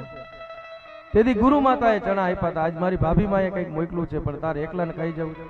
ભગવાન વિચારે, સુદામો વિચાર કરે કે આવડા મોટા મહેલમાં રહેવા વાળા, 56 કોટી યાદવોનો ધણી, 56 ભોગ આરોગવા વાળો, એના છોકરાઓને આ પૌવા દઉં તો મારી મજાક ઉડાવે ને લોકો. જીવને સંકોચ છે પોતાનો. પણ ભગવાન કહે, પત્રમ પુષ્પમ ફલમ તોયમ યો મે ભક્ત્યા પ્રયચ્છતિ. તારી પાસે પત્ર હોય, પુષ્પ હોય, ફળ હોય કે જળ હોય, ભક્તિથી અર્પણ કરે તો ભગવાન કહે છે હું ભક્તિને વશ થવા વાળો છું. ભગવાનને જો 56 ભોગ જ આરોગવા હોય તો એ શબરીના હેઠા બોર નો ખાય, વિદુરની ભાજી નો આરોગે. સુદામાના પૌવાને ભગવાનને પોટલીને આમ કરીને જટી લીધી, છીનવી લીધી સુદામાના હાથમાંથી, અને ગાંઠો ખોલવા લઈ ગયા. ત્યાં તો બધી રાણીઓ આવીને માથે ઊભી રહી ગઈ કે આમાંથી તો હું નીકળશે. જ્યાં ગાંઠો ખુલી ત્યાં પોટલીમાં જોયું તો પૌવા જોયા છે. કૃષ્ણની આંખમાં આંસુ આવ્યા. રાણીઓ હસવા લાગી અને સુદામાજી નીચું મોઢું કરીને ઉભા રહી ગયા. કહે છે સુદામા, આજ આ પૌવાને જોઈને મને મારી માં યશોદાનું સ્મરણ થાય છે. શરદ પૂર્ણિમાની રાત્રિ હોય, ચંદ્રમાની શીતળ ચાંદની અમૃત વરસાવતી હોય, એમાં દૂધમાં પૌવા પલાળી મારી માં એમાં ચાંદનીમાં રાખે અને પછી પોતાના હાથે મને એ દૂધ પૌવા ખવડાવતી. દ્વારિકા વાળો યશોદાને કોઈથી ભૂલ્યો નથી. ક્યારેક ક્યારેક આખી રાત પથારીમાં વીતે. રૂકમિણીજી પૂછે કે નાથ તમને એવી કઈ ચિંતા સતાવે? કૃષ્ણ કઈ જવાબ ન આપે, આંખમાંથી આંસુઓ સરતા હોય. હવારે રૂકમિણીજી ભીનું ઓશીકું ઉપાડે ત્યારે ખબર પડે કે આજ આખી રાત માં યાદ આવી છે. દ્વારિકામાં કહે અમને પ્રભુજી પધારો રે, પણ હાંભળો નહીં નંદરાણી તારો મેં તુકારો રે રજવારો એ જી હાંભળો રે હાંભળો ગોકુળિયાનો મને ગારો રે વ્રજવારો. કૃષ્ણ યશોદાને ક્યારેય ભૂલ્યા નથી. દ્વારકામાં બધાએ પ્રભુજી પ્રભુજી કહીને પુકારે છે, પણ મને કાનો કહીને બોલાવવા વાળી મારી માનો તુકારો આ દ્વારકામાં નથી. અને યશોદા તો કેવા કેવા નામ પાડતી કૃષ્ણ. તુમ શું કરો સી ગત જન્મની પૂતના રે, પાછલા જન્મમાં તું વરાહ હતો. પણ કૃષ્ણ ઈ માના ઉલાહનાને એ કટાક્ષને વ્યંગ એ ઉલામણાને પ્રાપ્ત કરવા તો પ્રભુ પધાર્યા હતા. આખી દુનિયા સ્તુતિ કરે પણ મને કોઈ ખીજાય એવું કોઈ હોય તો યશોદા છે. આરતી તો બધા ઉતારે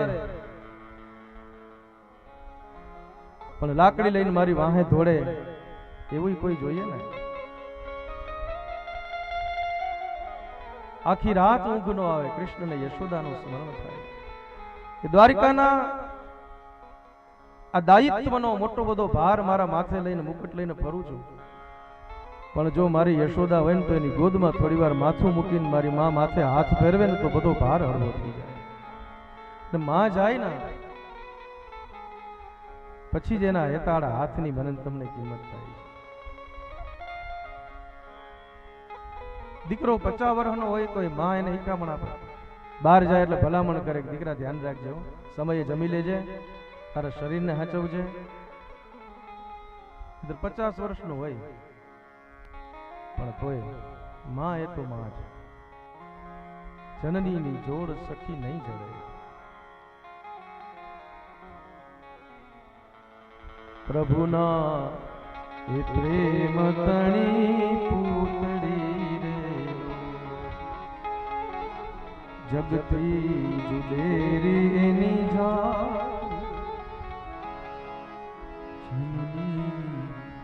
જોડ સખી.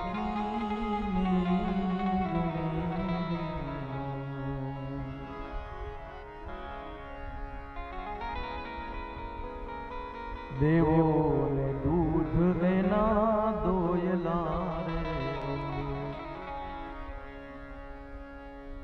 પૌવાને જોયા અને યશોદાનું સ્મરણ થયું. કૃષ્ણએ પછી તો એ પૌવાની મુઠ્ઠી ભરી એક મુઠ્ઠી પોતાના મોઢામાં પધરાવી. ત્યાં તો કુબેર જેટલી સંપત્તિ સુદામાના ઘરે મોકલી દીધી. બીજી મુઠ્ઠી ભરી ભગવાને મોઢામાં પધરાવી તો પોતાના જેટલી સંપત્તિ સુદામાને આપી. ત્રીજી મુઠ્ઠી ભરીને જ્યાં પધરાવા જાય ત્યાં રૂકમિણીએ હાથ પકડી લીધો કે હા હા નાથ, ખબર છે જાણે છે ક્યાંક ત્રીજી મુઠ્ઠી ભરીને ખાઈ જશે તો અમને બધાને એની સેવામાં મોકલી દેશે. કારણ દેવા વાળો નથી દુબરો અને ભગવાન નથી ભિખારી. દેવા બેહે ત્યારે પછી કઈ પાછું વળીને જોતો નથી, પોતાના ભક્તોને આધીન છે પરમાત્મા. સુદામાજીએ પૌવા ખાધા, ભગવાને પૌવા આરોગ્ય સુદામાના. સુદામાએ ઘણા બધા દિવસ ત્યાં રોકાણા પણ એક શબ્દ માંગણીનો નથી. સુદામાના મોઢામાં એક વસ્તુ માંગી નથી સુદામાએ. અને કૃષ્ણની મહાનતા એ છે કે કૃષ્ણએ સુદામાને આટલું બધું આપ્યું પણ એકવારે જતાવ્યું નથી, કીધું નથી કે મેં તને આપ્યું છે. સુદામાની ગરિમા, સુદામાની ખુમારી એને બરકરાર રાખી. આ કૃષ્ણની મહાનતા. સુદામા, તારી ગરિમાને હું જરાય ઠેસ નહીં પહોંચાડું. તને આટલું મોકલી દીધું છે, ચિંતા નહીં કરતો. એકે માંગ્યું નથી, બીજાએ કીધું નથી. આ મિત્રતા છે. વાત છે ને કે ગામડા ગામનો એક મિત્ર એક શહેરમાં પોતાના લંગોટિયા મિત્રની પાસે જાય છે. ઘણા વર્ષો પછી મિત્રને આવેલો જોયો એટલે મિત્રએ એનું સ્વાગત કર્યું. બે ભોજન કર્યું, હારે બેઠા છે, પછી વાતો કરે, સુખ દુઃખની ચર્ચા કરતા હતા. એમાં શહેરવાળા મિત્રએ પૂછ્યું કે મિત્ર ઘણા વર્ષે તું દેખાણો, કેમ છે તારો પરિવાર બધો? એટલે ઓલાએ વાત કરી કે મારી દીકરીના લગ્ન છે અને થોડી આર્થિક વ્યવસ્થા મારી પાસે ઓછી છે, એટલા માટે હું તારી પાસે આવ્યો છું. અરે ભલા માણસ, એમાં હું મોટી વાત? કબાટ ખોલી કેટલા રૂપિયા જોઈએ બોલ. એટલે આને કઈ થોડા ઘણા રૂપિયામાં આને એનાથી વધારે પૈસા આપ્યા કે લે થાય સગવડ તે દી દેજે. મારી પાસે આજ ભગવાનની ખૂબ દયા છે, મને ભગવાને ઘણું બધું આપ્યું છે. મિત્ર હાઈલો ગયો એટલે આ માણસનો ચહેરો એકદમ ઉદાસ થઈ ગયો, આંખોમાં આંસુ હતા. એટલે એની પત્નીએ કહ્યું કે પહેલા પૈસા દેવામાં ધ્યાન રખાય ને, હવે રડો છો, હવે ઉદાસ થઈ ગયા, તે પહેલા આપવા ન જોઈએ ને. એટલે ઓલા મિત્રએ કીધું કે હું એટલે નથી રડતો, રડવું મને એટલા માટે આવે છે કે મારો બાળપણનો મિત્ર છે, એની આવી પરિસ્થિતિ છે અને એને મારા ઘરે માંગવા આવવું પડ્યું, ત્યાં સુધી મને ખબર ન પડી એ મારી મિત્રતામાં થોડી ખોટ છે. મને ખબર પડે તો મારે સામે હાલીને પહોંચી જવું જોઈએ. મિત્ર ऐसा कीजिए ढाल सरीखा હોય, સુખમાં પાછળ પડી રહે, દુઃખમાં આગળ હોય. ઘણા બધા દિવસ રોકાયા. સુદામાએ કહ્યું કે હવે હું જાઉં, કારણ કે જ્યારથી સુદામા નીકળ્યા છે સુશીલાજીએ અન્ન જળનો ત્યાગ કર્યો. પતિદેવ હેમખેમ પાછા આવી જાય ને ઘરે, પછી જ હું અન્ન અને જળ ગ્રહણ કરીશ. ભગવાન જાણે છે આ વાત. સુદામાજીએ કીધું કૃષ્ણ હવે હું રજા લઉં. ભગવાને કીધું જેવી તમારી ઈચ્છા. એક દિવસે રોકાવાનો આગ્રહ ન કર્યો ભગવાને. સુદામાને થોડું અજુગતું લાગ્યું કે કૃષ્ણએ એક દિવસે ખોટે ખોટું એમને કીધું કે રોકાઈ જાવ 2-4 દિવસ. સુદામાજી જેવા હાલતા થયા એટલે કૃષ્ણએ કીધું કે મિત્ર એક કામ કરો, પહેલા અમારા બધા પરિવારને આશીર્વાદ આપીને પછી જાઓ. સુદામાને બેસાડ્યા, એક પછી એક રાણીઓ અને એક પછી એક દીકરાઓ દીકરીઓ. એટલે સુદામાજીએ કીધું કે આવડો મોટો પરિવાર છે, બધાને આશીર્વાદ દઈ લઈશ તો 15-20 દિવસ નીકળી જશે. એક કામ કર, તું મને પગે લાગી લે, બધાને કે હાથ લગાડી રાખ. એટલે બધી રાણીઓ અને આખા પરિવારે કૃષ્ણને હાથ લગાડી રાખ્યો અને અખિલ બ્રહ્માંડનો માલિક, જેના ચરણમાં આખી દુનિયા નમે છે, એ આ સુદામાના ચરણમાં દંડવત કરે છે.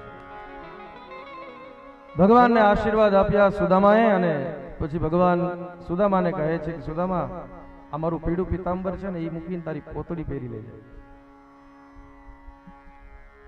આની પાછળ એક કારણ હતું. કૃષ્ણ વિચારે છે કે સુદામા અહીંથી પીતાંબર ને અલંકારો પહેરીને જશે ને તો જગત એમ કહેશે કે લે ભક્તિની મોટી વાતો કરતો તો, આમ ગયો તો માંગવા જ ને.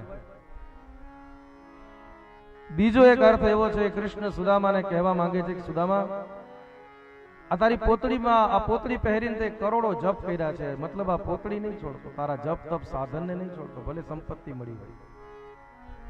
સુદામાજી પોતાની પોતળી પહેરીને પાછા દ્વારિકાથી પોતાના નગરમાં પધારે છે. પોતાની ઘરે આવ્યા તો સુશીલાજી અને બાળકો સુંદર વસ્ત્રો અલંકારો પહેરીને આવ્યા છે. સુદામાજીએ જોયું, ઓળખા નહીં. ચરણમાં સ્પર્શ કરવા જાય ત્યાં કહ્યું કે નહીં નહીં દેવી, દૂરથી દૂરથી. કીધું કે દેવી નહીં, હું આપની પત્ની છું. સુશીલાજી કીધું કે આ બધું કીધું તમે જ્યારથી ગયા છો ભગવાને પાછળથી આ બધો વૈભવ મોકલી દીધો. અને જ્યાં ખબર પડી સુદામાજીની આંખમાં આંસુ આવી ગયા કે વાહ દ્વારિકાનાથ, આટલું બધું આપ્યું પણ એકવાર કીધું નથી.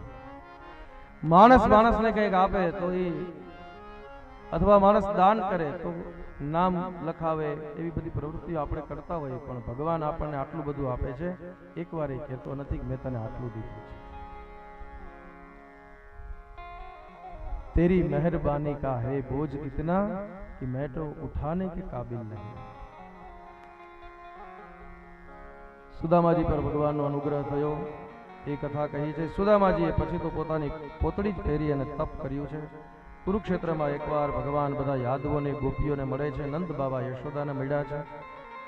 ઘણા બધા દિવસો સુધી રોકાયા. ઉદ્ધવજી કહે છે યશોદાજીને કે માં હવે કામ કરો ને, દ્વારિકામાં જ રહેવા આવી જાવ ને.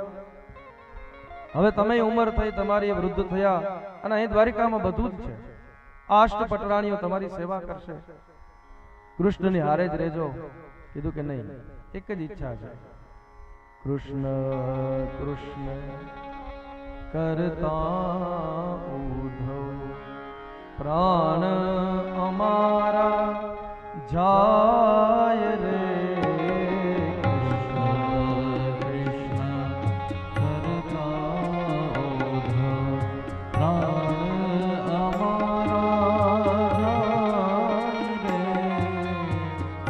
પ્રાણ અમારા જાય ઉધો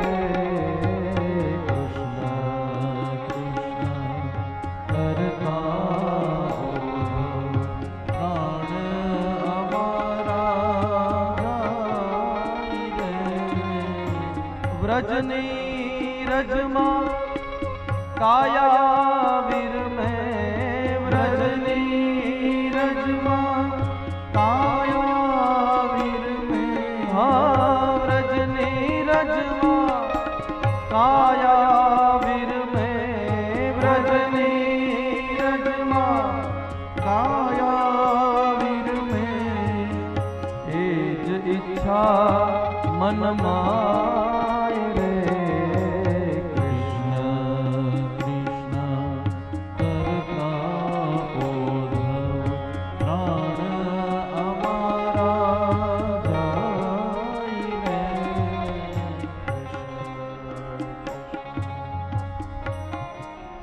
બહુ સુંદર શબ્દો છે। જડના જીવડા જડમાં જન્મે જડના જીવડા જડમાં જન્મે જડના જીવડા જડમાં જન્મે જડના જીવડા જડમાં જન્મે જડમાં હે मरि जाय रे कृष्ण कृष्ण करता प्राण अमारा जाय रे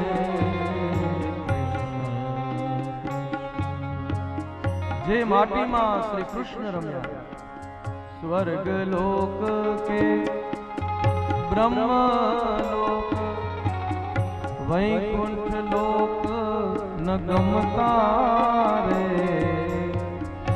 स्वर्ग लोक के ब्रह्म लोक वैकुंठ लोक न गमता रे जे माटी मां कृष्ण रम्या का जे माटी मां कृष्ण माटीनी ममता रे कृष्ण कृष्ण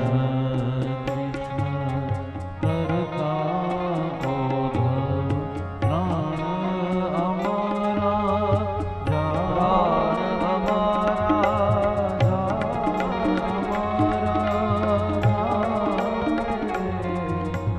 कृष्ण कृष्ण।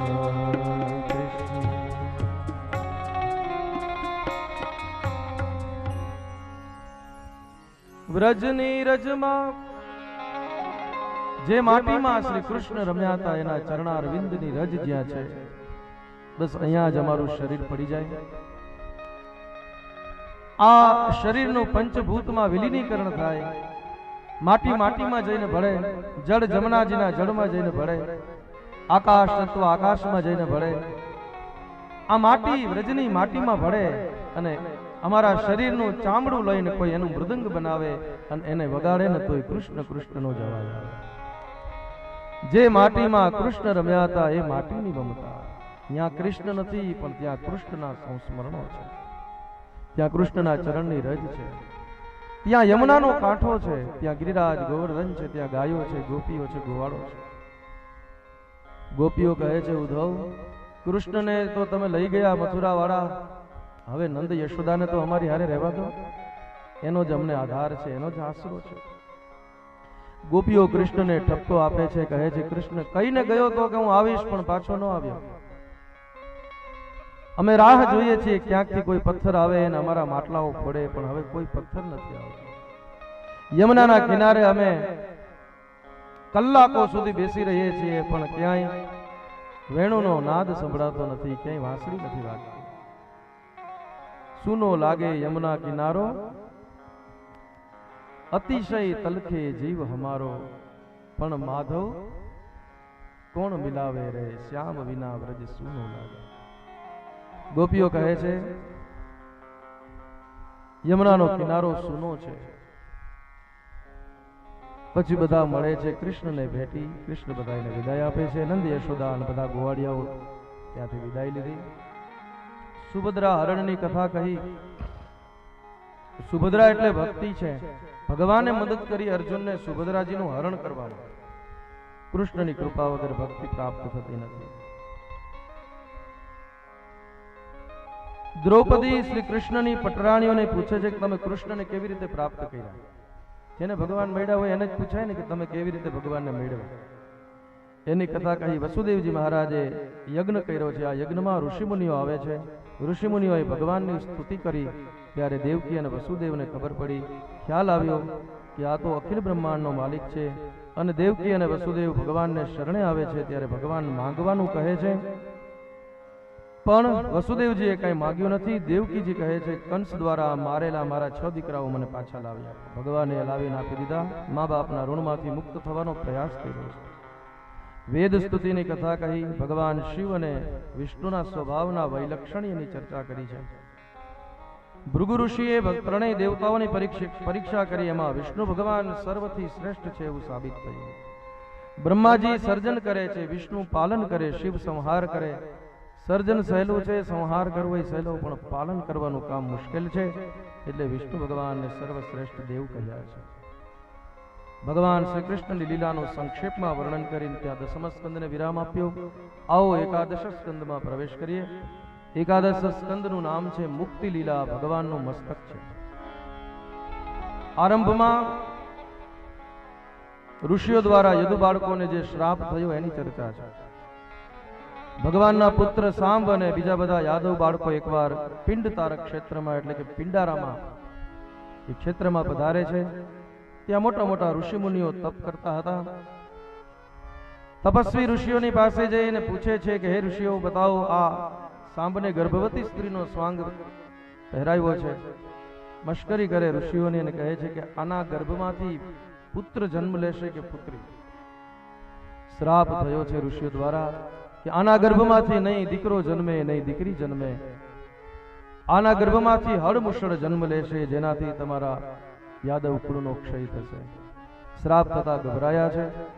આવ્યા બધા દ્વારિકામાં ઉગ્રસેન મહારાજને વાત કરી. ઉગ્રસેન મહારાજે કહ્યું કે આ વાતને અહીંયા જ દબાવી દો, કૃષ્ણ સુધી વાત પહોંચવી ન જોઈએ. પણ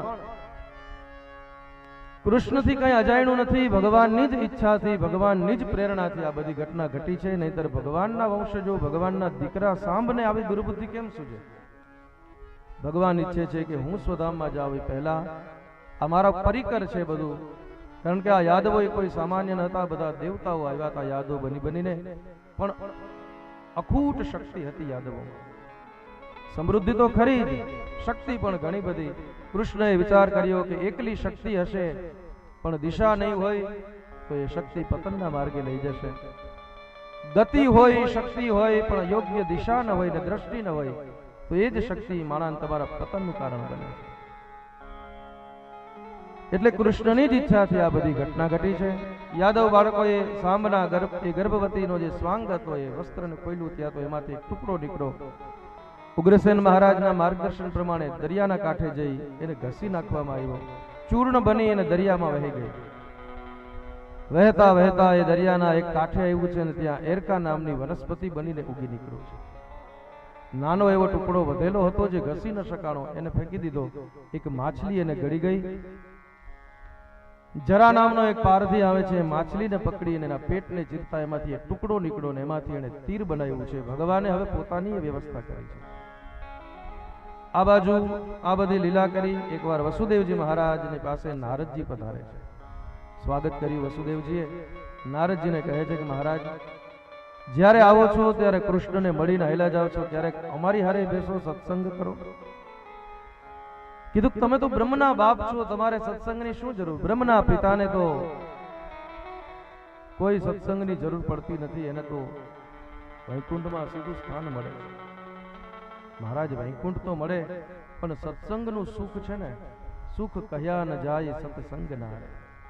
અનંત સુખ છે ને એમાંય તમારા જેવા મહાપુરુષોના મુખમાંથી જ્યારે ભગવત ચરિત્રો સાંભળવા મળે ત્યારે એનો આનંદ અનેરો હોય છે. મહારાજ, આપ સત્સંગ કરાવો. ત્યારે નારદજી કહે છે કે એકવાર નિમિ રાજાના યજ્ઞમાં 9 યોગેશ્વરો પધાર્યા હતા અને એણે જે ચર્ચા કરી એ હું તમને કહી સંભળાવું.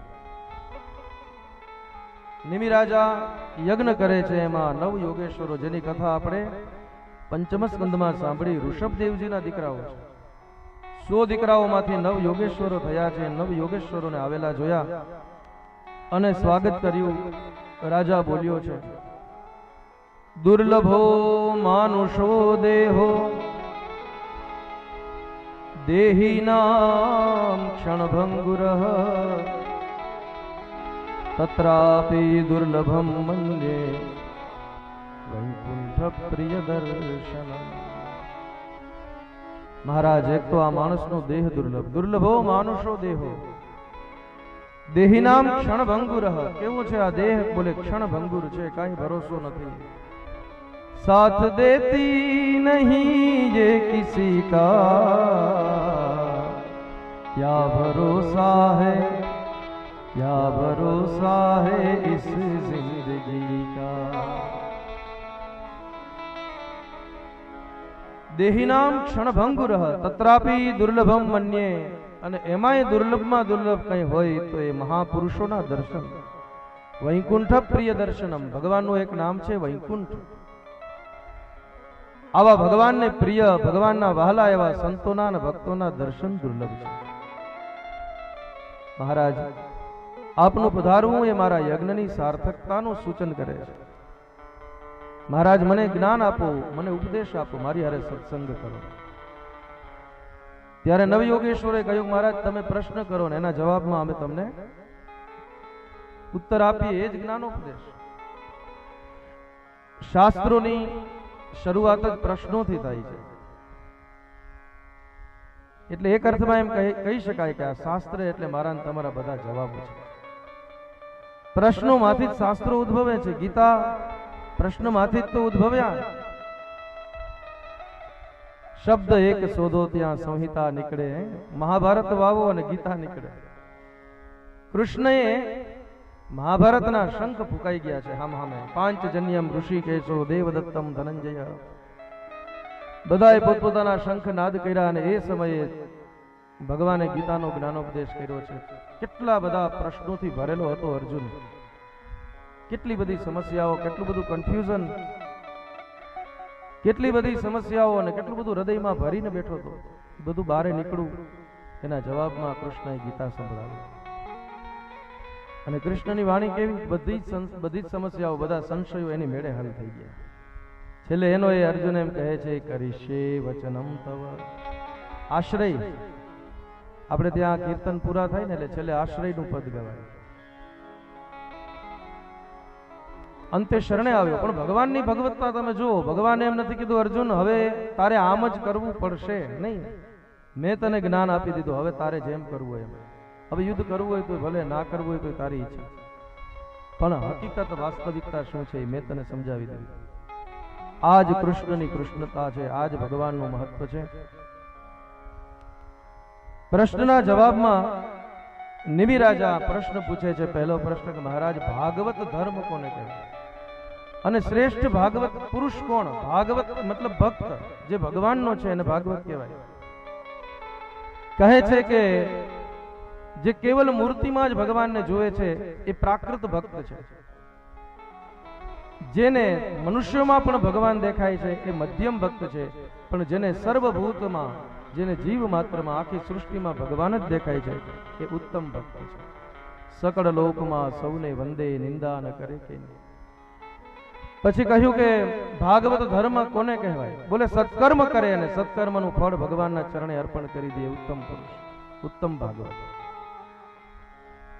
જો સત્કર્મ છે, સત્સંગ છે એ દુસંગથી બચવા માટે, સત્કર્મ છે એ બીજા કર્મો આપણાથી ન થાય એના બચવા માટે. પણ સત્કર્મનું ફળ તો ભોગવવા આવવું પડે. પાપને ભોગવવું પડે એમ પુણ્યને ભોગવવું પડે.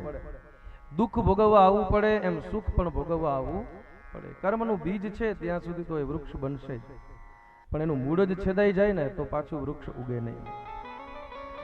એટલે કાંટાથી કાંટો કાઢી અને પછી બે કાંટા ફેંકી દેવાના છે.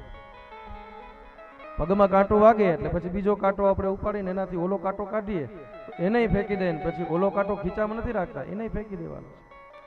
સત્કર્મનું ફળ પણ ભગવાનના ચરણે અર્પણ કરી દે છે. જે એ કર્મના બંધનથી મુક્ત થઈ જાય અને પછી એને મુક્તિ માગવી ન પડે, એની મેળે મુક્ત થઈ જાય. માયા વિશે પ્રશ્ન કર્યો છે ત્યારે કહ્યું કે માયા જેમ પાણીમાં મગરનું જોર હાલે એમ સંસારમાં માયાનું જોર હાલે. પણ જે માયાપતિનું શરણ ગ્રહણ કરે છે એને માયા કંઈ બગાડી શકતી નથી. આવી સુંદર ચર્ચાઓ થઈ છે. પછી ભગવાને હવે જવાની તૈયારી કરી છે. દ્વારિકામાં અનેક પ્રકારના અનિષ્ટો થવા લાગ્યા એટલે ભગવાને બધા યાદવોને કહ્યું કે આપણે તીર્થયાત્રા કરવી જોઈએ. યાદવોને બધાને રથો તૈયાર કરવાનો આદેશ આપ્યો. ઉદ્ધવજી જાણે છે કે કૃષ્ણ હવે જવાની તૈયારી કરે છે, કારણ કે એકાંતમાં દેવતાઓ આવ્યા છે. ભગવાનને કહે છે કે પ્રભુ હવે આપની લીલા, આપના અવતારનું કાર્ય સંપન્ન થયું છે. પરિત્રાણાય સાધુનામ વિનાશાય દુષ્કૃતામ ધર્મ સંસ્થાપનાર્થાય, એ આપની પ્રતિજ્ઞા છે. એ પ્રમાણે આપનું કાર્ય હવે સંપન્ન થયું. આપ હવે ફરી પાછા સ્વધામ પધારો. ભગવાને કહ્યું કે સમય આવશે ત્યારે હું સ્વધામમાં પાછો આવીશ. થોડા જ સમયની અંદર હવે હું વૈકુંઠમાં પધારીશ. ઉદ્ધવ જાણે છે કે પ્રભુ હવે જવાની તૈયારી કરે છે. બીજા કોઈને ખ્યાલ નતો કે ભગવાન શું કરે છે. ઉદ્ધવ ભગવાનને શરણે આવે છે, પ્રભુ મને તમારી હાલે લઈ જાઓ. તમારા વગર હવે જીવાશે નહીં, તમારા વગર હવે રહેવાશે નહીં. કોના આધારે જીવું? હું તમારી સાથે ચાલુ. ભગવાને કીધું કે નહીં ઉદ્ધવ, કોઈ કોઈની સાથે આવતું નથી, કોઈ કોઈની સાથે જતું નથી. જીવ એકલો જ આવે છે અને એકલો જ જાય છે. એકલા જ આવ્યા મનવા, એકલા જવાના, સાથી વિના સંગી વિના, એકલા એકલા જવાના, એકલા જવાના. કર્માનો ગો ગચ્છતિ જીવ એકઃ. ધનાની ભૂમો, ધન બધું દાટેલું પડ્યું. પશવશ્ચ ગોષ્ઠે, પશુ પણ એ પ્રમાણે એ સમયમાં ધન ગણાતું હતું. એટલે પશુઓ બધા એની જગ્યાએ બાંધેલા રહી જાય, ભેગા ન આવે. ભાર્યા ગૃહદ્વારી, પત્ની ક્યાં સુધી આવે? ઘરના દરવાજા સુધી. પછી ત્યાંથી એ સંબંધ તોડી નાખે. જના સ્મશાને, મિત્રો સ્વજનો સગાઓ સ્મશાન સુધી.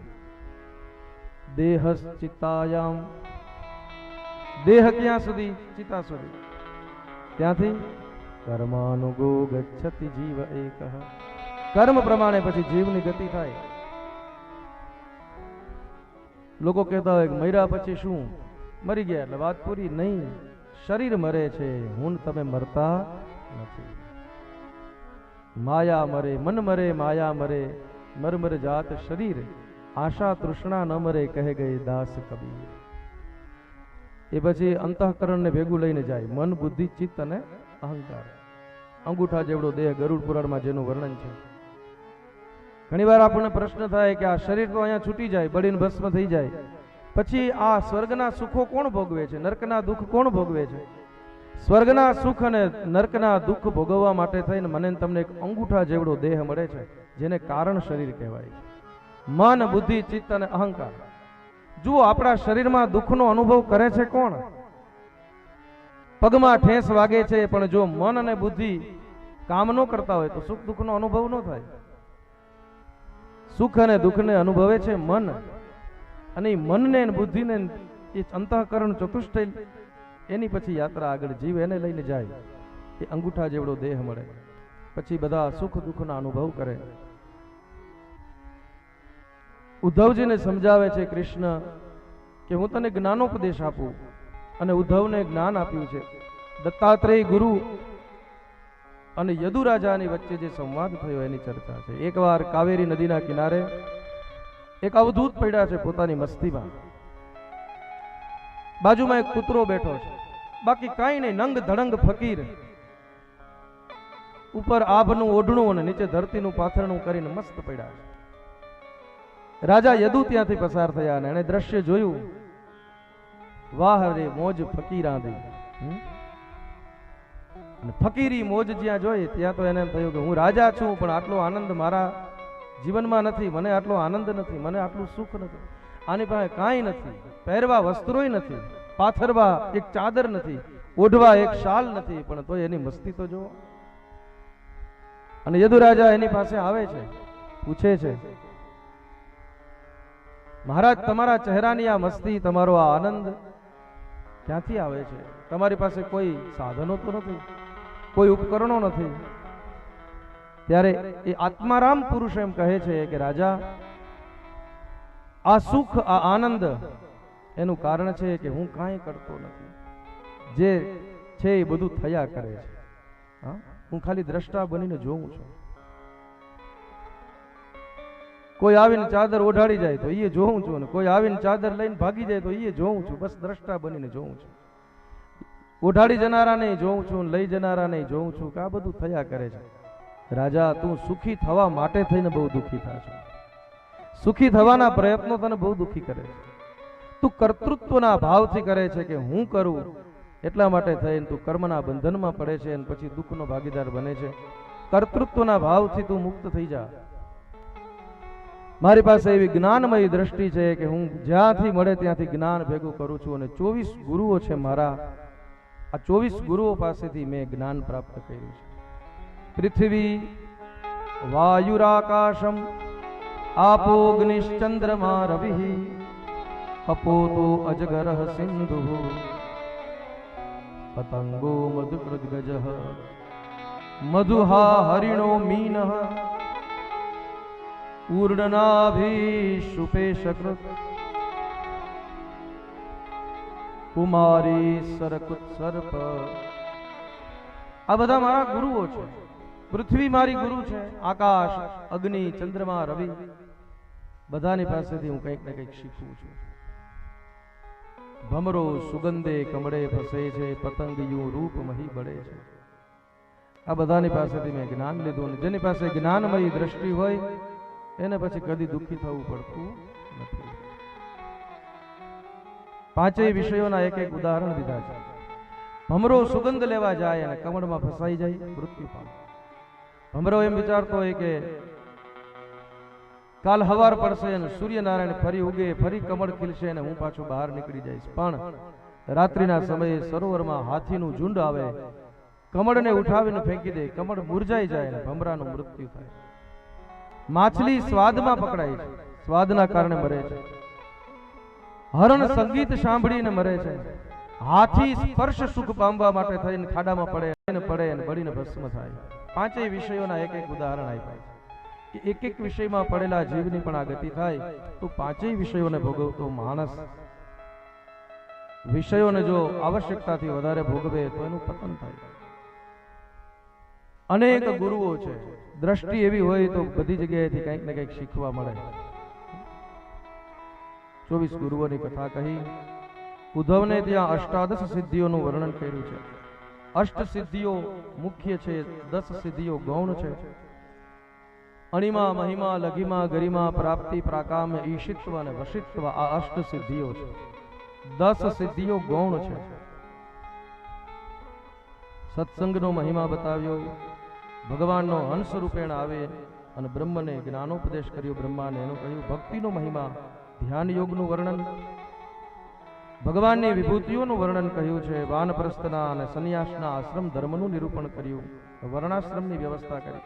આ બધી જ કથાઓ આપણે પૂર્વના સ્કંદોમાં વિસ્તારથી કે સંક્ષેપમાં સાંભળી ચૂક્યા છે. જ્ઞાન, કર્મ અને ભક્તિ યોગનું વર્ણન કર્યું છે. ભક્તિના સાધનોની ચર્ચા કરી. યમ, નિયમ વગેરે અષ્ટાંગ યોગનું વર્ણન કર્યું છે. રામાયણનો ઉત્તરકાંડ અને ભાગવતજીનો 11મો સ્કંદ, આમાં બધો સાર છે. આખે આખો પરીક્ષા આવવાનું હોય પછી બધા વિષયો ભણાવી લીધા હોય શિક્ષકે, પણ પાછું કહે ને કે રિવિઝન કરો, પુનરાવૃત્તિ કરો, પછી એમાં આઈએમપી આપે. આ બધા ઇમ્પોર્ટન્ટ, આ બધા આવશે પેપરમાં પૂછાય. 11મો સ્કંદ એવો છે.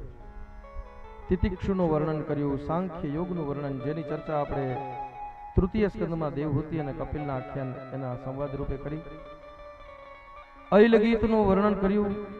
પરમાર્થ ધર્મનું નિરૂપણ કર્યું. ભાગવત ધર્મનું નિરૂપણ કરીને ઉદ્ધવને કીધું, ઉદ્ધવ હવે તમારે બદ્રિકાશ્રમમાં જવાનું છે. ભગવાને પોતાની પાદુકા ઉદ્ધવને આપી છે. જાઓ, બદ્રિકાશ્રમમાં પ્રયાણ કરો. ઉદ્ધવજી મહારાજને ત્યાંથી વિદાય કર્યા છે. આ બાજુ સોમનાથ પ્રભાસ ક્ષેત્રમાં બધા યાદવોને લઈને આવ્યા છે. મદિરા પીને મદોન્મત્ત બનેલા યાદવ બાળકો ભાન ભૂલ્યા છે, દેહ ભાન ભૂલ્યા અને એરકા નામની વનસ્પતિ ઉગી નીકળી હતી, કારણ કે તીર્થમાં ગયા હતા એટલે કદાચ હથિયારો ભેગા નહીં લઈ ગયા. એરકા નામની વનસ્પતિ ઉગી છે, એનાથી એકબીજા ઉપર પ્રહાર કરે, અંદરો અંદર લડીને એમાં શેષ અવતાર ભગવાન દાવજી બચાવવા માટે ગયા, એના ઉપર પણ પ્રહાર થયો. ત્યારે દાવ તો શેષનો અવતાર અને બધા યાદવોનું સંહાર કરીને ભૂબીવર દ્વારા દાવજી મહારાજ સ્વધામ ગયા છે. બોલીએ દાવજી મહારાજ કી જય. કૃષ્ણ હવે એકલા છે. પ્રભાસ ક્ષેત્રમાં એક પીપળાના ઝાડની નીચે પગ ઉપર પગ ચડાવીને દ્વારિકાનો નાથ બેઠો છે. કારણ કે જે કર્યું છે સંપૂર્ણ હોશ હવાસથી મેં કર્યું છે, પોતાની ઈચ્છાથી કર્યું છે. આ તો સંકલ્પ માત્રથી સૃષ્ટિ કરવા વાળો છે. કર્તુમ અકર્તુમ અન્યથા કર્તુમ સમર્થ છે ભગવાન. એકદમ શાંતિ છે ચહેરા ઉપર, એકદમ આનંદ, કોઈ જાતનો કઈ શોક નથી. દારૂક સારથી આવે છે ગોતતો ગોતતો ભગવાનને. ભગવાનના કંઠમાં પહેરેલી તુલસીની માળાની ગંધ લેતો લેતો ગોતતો ગોતતો આવ્યો તો ભગવાન ત્યાં બેઠા છે. દારૂકને કહ્યું કે દારૂક જાઓ, આજથી 7મા દિવસે દ્વારિકા, સુવર્ણની દ્વારિકા જળમાં મગ્ન થઈ જશે, એટલે બધાને ત્યાંથી સુરક્ષિત લઈ જાઓ. અર્જુનને રક્ષાનું કાર્ય સોંપી ભગવાન એકલા થયા અને જરા પારધી આવે છે. માછલીના પેટમાંથી નીકળેલો પેલો ટુકડો ને એનાથી બનાવેલું તીર સરસંધાન કર્યું. હરિના ચરણારવિંદમાં જોયું તો હરણ જેવો ભાવ થયો. કોઈ હરણ છે, હરિમાં હરણ દેખાયા. ભગવાનની લીલા નહીં તો બીજું શું. તીર છોડ્યું, સનનન કરતું તીર આવ્યું, ભગવાનના ચરણને ભેદી, ભગવાનના હાથની હથેળીને ભેદી, મસ્તકને છેદી અને આર પાર થયું. અને આ બાજુ જરા હરણ મરાયું કરતો દોડતો આવ્યો અને જ્યાં જોયું ત્યાં તો હરિને જોયા અને ઢગલો થઈને પડી ગયો. હે હરિ, આ મારાથી શું થયું? મારા હાથે આ કેવી અઘટિત ઘટના ઘટી? ભગવાને કહ્યું, અઘટિત કંઈ ઘટતું નથી, મારી ઈચ્છાથી જ થાય છે. પૂર્વ જન્મનો તું વાલી અને હું રામ હતો, આ જન્મમાં તું પારાધી જરા બનીને આવ્યો અને હું કૃષ્ણ છું. તારું એક ઋણ બાકી હતું, એ ચૂકવી દીધું. કીધું પણ પ્રભુ મારી ગતિ શું થશે? ભગવાને કીધું કે હું જાઉં એ પહેલા તને મોકલી દઉં. પોતાની પહેલા જરાને ભગવાને પોતાના ધામમાં મોકલી દીધો. અને પછી ભગવાનને દેવતાઓ આવ્યા છે, આકાશમાં પુષ્પના ટોપલાઓ ભરી ભરી ભગવાનનું સ્વાગત કરવા માટે પ્રભુ સ્વધામ પધારે છે અને જય જયકાર થયો. બોલીએ દ્વારિકાધીશ કી જય, કૃષ્ણ કનૈયા લાલ કી જય. 125 વર્ષની લીલા પૂર્ણ કરીને ભગવાન સ્વધામમાં ગયા છે. 11 વર્ષ ગોકુળ લીલા, 14 વર્ષ મથુરા અને 100 વર્ષ ભગવાન અહીંયા બિરાજમાન રહ્યા છે. આ એ ભૂમિમાં બેસીને મારે તમારે આજ ભગવાનના ગુણગાન ગાવાનો અવસર પ્રાપ્ત થયો. પણ આજે આ ગંગામાં છેલ્લી ડૂબકી આ યાત્રાની છે. યાત્રાઓ તો પાછી થશે, પણ આ યાત્રા આ ભગવતી ભાગીરથીમાં છેલ્લી ડૂબકી છે. હરિદ્વાર જઈએ અને ગંગામાં ડૂબકી મરીને પછી કેમ લોટીમાં જલ ભરી ગંગાજીનું ઘરે લઈ આવીએ, એમ આ યાત્રામાં પણ ડૂબકી મારી અને થોડું આમાંથી પણ લોટી ભરીને ઘરે લઈ જવી. જે ગમ્યું હોય કથામાં 7 દિવસમાંથી થોડું ઘણું પણ જે કંઈ હૃદયને વાત ગમી હોય, ઉતરી હોય તો હૃદયમાં પધરાવી. સાંભળેલું છે ને એ નિષ્ફળ જતું નથી, ને એમાંય શ્રદ્ધાથી સાંભળેલું એ તો કદી નિષ્ફળ જતું નથી. મહાત્માની કથા યાદ કરો. ગોકર્ણને જેમ છેલ્લે આત્મદેવને ગોકર્ણ જ કામ લાગ્યા, એમ આ આત્મદેવને, આ જીવને છેલ્લે આ ગોકર્ણ જ કામ લાગશે. ગોકર્ણ એટલે ગો એટલે જ્ઞાન, એટલે કર્ણ એટલે કાન. કાનથી સાંભળેલું હશે એ કોક દિવસ ઉગી નીકળશે અને એ જ કામ લાગશે. તો આ એકાદશ સ્કંદને ભગવાનના ચરણમાં અર્પણ કરી આવો દ્વાદશ સ્કંદમાં પ્રવેશ કરીએ. દ્વાદશ સ્કંદનું નામ છે આશ્રય લીલા. શ્રીજી બાબાના જે ઊંચો કરેલો ડાબો કરકમળ છે, આ એનું પ્રતીક છે. આરંભમાં સુખદેવજી મહારાજે રાજા કળિયુગના રાજાઓના વંશનું વર્ણન કર્યું છે. કલી ધર્મનું નિરૂપણ કર્યું, કલ્કી અવતારનું સૂચન કર્યું છે. 4 પ્રકારના પ્રલયોનું વર્ણન છે: નિત્ય, નૈમિત્તિક, આત્યંતિક અને મહાપ્રલય. રાત્રે રોજ સૂઈ જાય છે, આ નિત્ય પ્રલય છે. 3 જ પૃથ્વી, આ પાતાળ વગેરે, આ 3 જ લોકનું સ્વર્ગ, એ જે પ્રલય થાય એ નૈમિત્તિક પ્રલય છે. એક આત્યંતિક અને મહાપ્રલય, આમ ચારેય પ્રકારના પ્રલયોની ચર્ચા કરી, પરમાર્થ ધર્મનો ઉપદેશ આપ્યો, પરીક્ષિત રાજાના ભયનું નિવારણ કર્યું સુખદેવજી, અને પછી કહે છે કે રાજન, હવે તારા મનમાં કોઈ સંશય હોય તો કે, તારા મનમાં હજી કોઈ ભય હોય, પ્રશ્ન હોય તો તું મને પૂછી શકે છે, કારણ કે હવે મારા જવાનો સમય થયો છે. જ્યાં સુધી હું અહીંયા છું ત્યાં સુધી તક્ષક નહીં આવે, અને બ્રાહ્મણના શાપને કોઈ મિથ્યા કરી ન શકે અને કરાય પણ નહીં. હરિની ઈચ્છાથી આ બધું થયું છે. જ્યાં સુધી મારી ઉપસ્થિતિ છે ત્યાં સુધી તક્ષક અહીંયા પ્રવેશ નહીં કરે. એટલે હવે તારા મનમાં કોઈ અંતિમ જો ઉપદેશ તારી ઈચ્છા હોય સાંભળવાની તો તું પૂછી શકે. ત્યારે પરીક્ષિત બોલ્યો છે, સિદ્ધોસ્મિ અનુગૃહીતોસ્મિ ભવતા કરુણાત્મના શ્રાવિતો યચ્ચ મે સાક્ષાત અનાદિ નિધનો હરિ. સિદ્ધોસ્મિ, મહારાજ હવે હું સિદ્ધ થયો, અનુગ્રહિત થયો આપની કૃપાથી. ભવતા કરુણાત્મના શ્રાવિતો યચ્ચ મે સાક્ષાત, તમે મને કેવલ ભાગવતની કથા નથી સંભળાવી, તમે મને ભગવાનના દ્વાદશ અંગવાળા પુરુષ, પરમ પુરુષના દર્શન કરાવ્યા છે. આટલું કહ્યું. કહે છે કે રાજન, મૃત્યુ શરીરનું થાય છે અને મુક્તિ માંગવાની ભૂલ ન કરતો, મુક્ત તો તું છો જ. રાજા કહે છે કે હવે તો આ શરીર છૂટવાની હું પ્રતીક્ષા કરું છું, ક્યારે આ દેહ છૂટે અને ક્યારે હું મારા ભગવાનને જઈને મળું.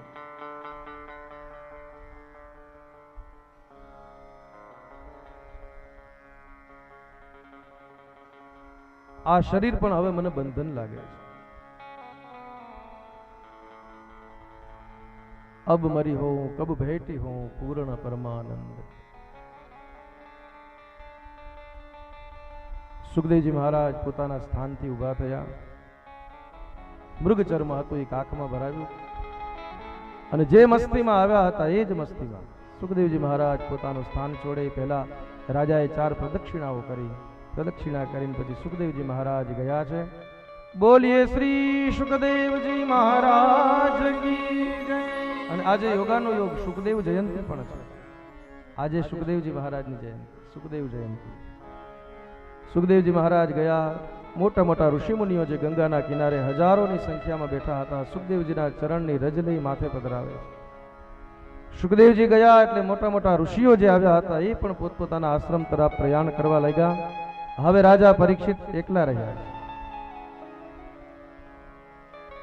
રાજાના પુત્ર જન્મેજય કાળથી બચાવવા માટે અનેક પ્રયાસો, અનેક પ્રકારની તૈયારીઓ કરી, સુરક્ષા કવચો બનાવ્યા, પણ કાળથી કોણ બચાવી શકે?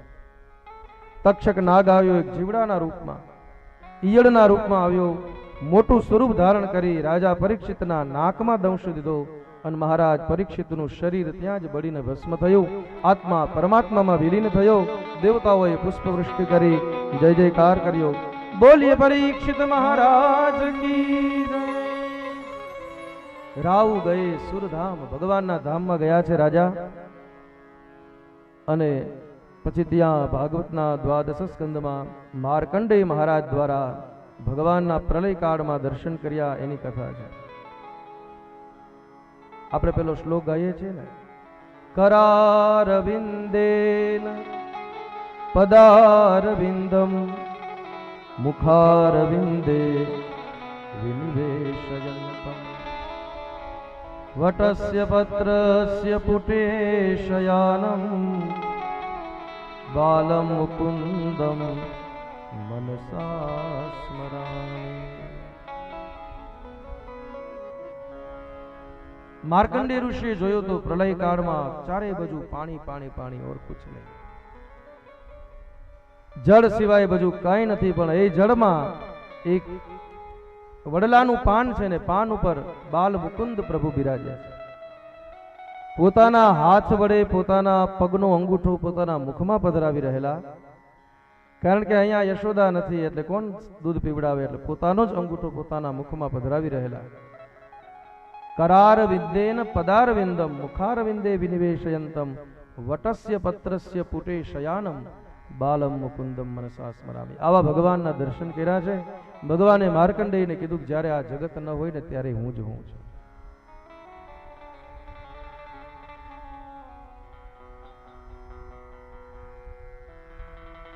પછી પુરાણોના લક્ષણ, પુરાણના શ્લોકોની સંખ્યા વગેરે ચર્ચા કરી.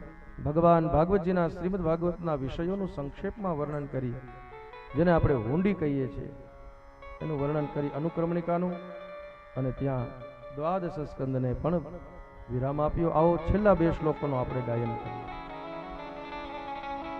ભવે ભવે યથા ભક્તિ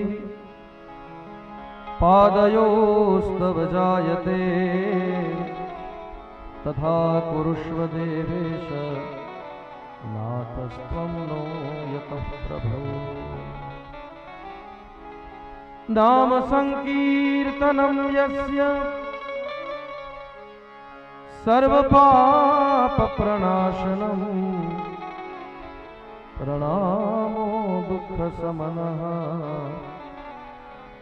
નમામિ હરિમ પરમ. આરંભમાં વ્યાસજીનું મંગલાચરણ, મધ્યમાં શુકદેવજીનું, છેલ્લે સૂત પુરાણીએ મંગલાચરણ કર્યું છે. ગ્રંથના મધ્યમાં, આદિમાં અને અંતમાં એમ 3 પ્રકારના મંગલાચરણો છે. અને ત્યાં દ્વાદશ સ્કંદને વિરામ આપ્યો. આમ તો 12 સ્કંદની કથા. ભાગવત એટલો વિશાળ વિષય છે કે કદાચ વર્ષો સુધી, આજીવન એમ કહી શકાય કે એનો અભ્યાસ કરીએ, એનું અધ્યયન કરીએ, એનું વર્ણન કરીએ, કોઈ ઘણું બધું છૂટી જતું હોય. એમાં આપણે તો 7 દિવસ મળ્યા હોય, એમાં પણ આપણે ઘણા બધા બીજા ઉત્સવો પણ હોય. એ બધું જ કરતા કરતા ભાગવતજીને પણ ન્યાય દેવો થોડો મુશ્કેલ હોય. પણ યથાશક્તિ, યથા ભક્તિ, યથા મતિ, યથા સમય, દેશ, કાલ, પાત્ર, દ્રવ્ય, શ્રદ્ધા, આ બધા અનુસારે આપણે ભાગવતજીને ગાવાનો, સાંભળવાનો પ્રયાસ કર્યો. દ્વારકાની આ પાવન ભૂમિમાં પિંડારા ક્ષેત્રના ગાદીપતિ અને એના ત્યાંના અધિષ્ઠાતા એવા ગોરબાપા કમલેશભાઈ ઠાકર અને જીતેન્દ્રભાઈ ઠાકર, એ પરિવાર દ્વારા સમસ્ત પિંડારિયા પરિવારના આંગણે મારી વાણીને પવિત્ર કરવાનો દ્વારકા ધામની અંદર મને અવસર આપ્યો એ બદલ હું પિંડારિયા પરિવાર અને આ ગોરબાપા પરિવારનો પણ ખૂબ ખૂબ આભાર વ્યક્ત કરું છું. આ સત્કર્મમાં જોડાયેલા તમામ લોકો તન મન ધનથી જેમણે પણ સહયોગ આપ્યો, બધાને ઈશ્વર ખૂબ ખૂબ સમૃદ્ધિ આપે, સુખ આપે, શાંતિ આપે.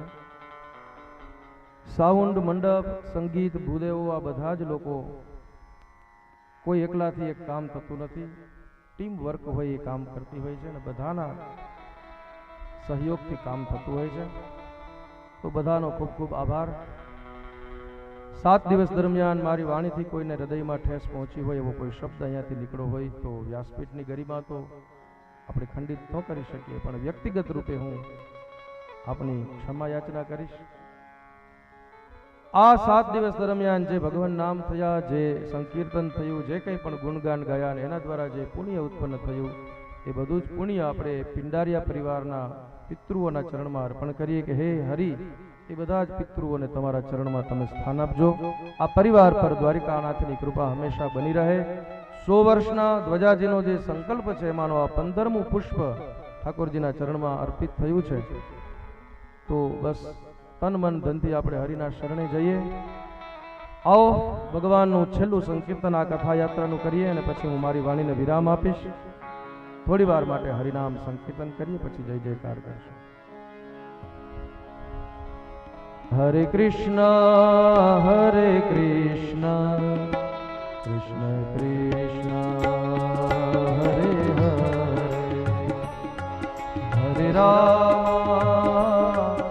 હરે રામ, રામ રામ હરે હરે. હરે કૃષ્ણ કૃષ્ણ કૃષ્ણ હરે રામ, રામ રામ. આ મહામંત્ર છે, આ સ્વયં સિદ્ધ મંત્ર છે. કલિયુગના દોષોથી મુક્ત થવા માટે કલિ સંતારણ ઉપનિષદમાં આ મંત્ર આપ્યો છે. આ મંત્રનો જપ સંકીર્તન કરવાથી કલિયુગના દોષો મને તમને બહુ પરેશાન કરી શકતા નથી. તો આવો પ્રેમ અને ભાવથી આ મહામંત્રનો જપ કરીએ, સંકીર્તન કરીએ. हरे कृष्णा कृष्ण कृष्णा हरे हरे, हरे कृष्णा कृष्ण कृष्णा हरे हरे, हरे राम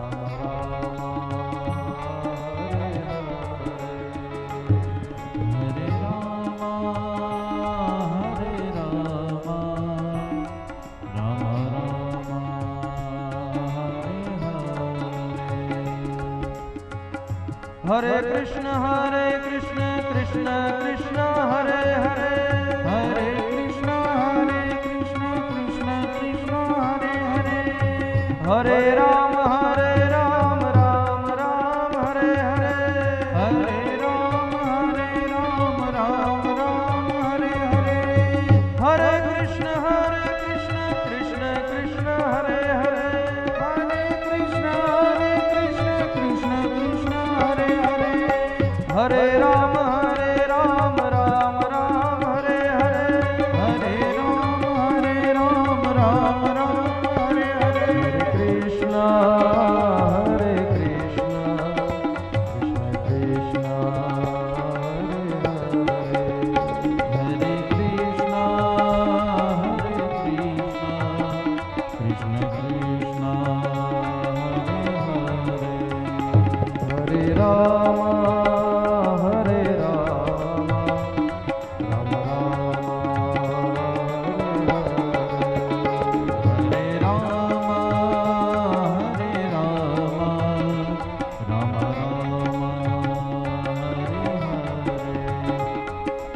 हरे कृष्णा कृष्ण कृष्ण हरे हरे,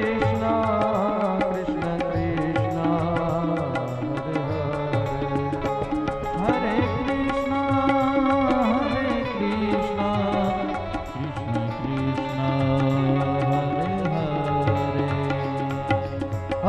कृष्ण हरे कृष्ण कृष्ण कृष्ण हरे हरे, हरे कृष्ण कृष्ण कृष्ण हरे हरे, हरे राम राम हरे हरे, हरे राम हरे हरे, हरे कृष्ण कृष्ण कृष्ण हरे हरे, हरे कृष्ण कृष्ण हरे हरे, हरे राम राम हरे हरे, हरे राम हरे हरे, ओम नमो भगवते वासुदेवाय, ओम नमो भगवते वासुदेवाय, ओम नमो भगवते वासुदेवाय, ओम नमो भगवते वासुदेवाय, ओम नमः शिवाय, ओम नमः शिवाय, ओम नमः शिवाय, ओम नमः शिवाय, ओम नमः शिवाय, ओम नमः शिवाय, ओम नमः शिवाय, ओम नमः शिवाय, श्री कृष्ण शरणं मम, श्री कृष्ण शरणं मम, श्री कृष्ण हरे कृष्ण कृष्ण कृष्ण हरे हरे, हरे कृष्ण कृष्ण हरे हरे, हरे राम राम हरे हरे, हरे राम हरे हरे, श्री राम जय राम जय राम जय राम, श्री राम जय राम श्री राम जय राम जय राम, श्री राम जय राम श्री राम जय राम, श्री राम जय राम श्री राम जय राम, श्री राम जय राम श्री राम जय राम जय राम, श्री राम जय राम श्री राम जय राम जय राम,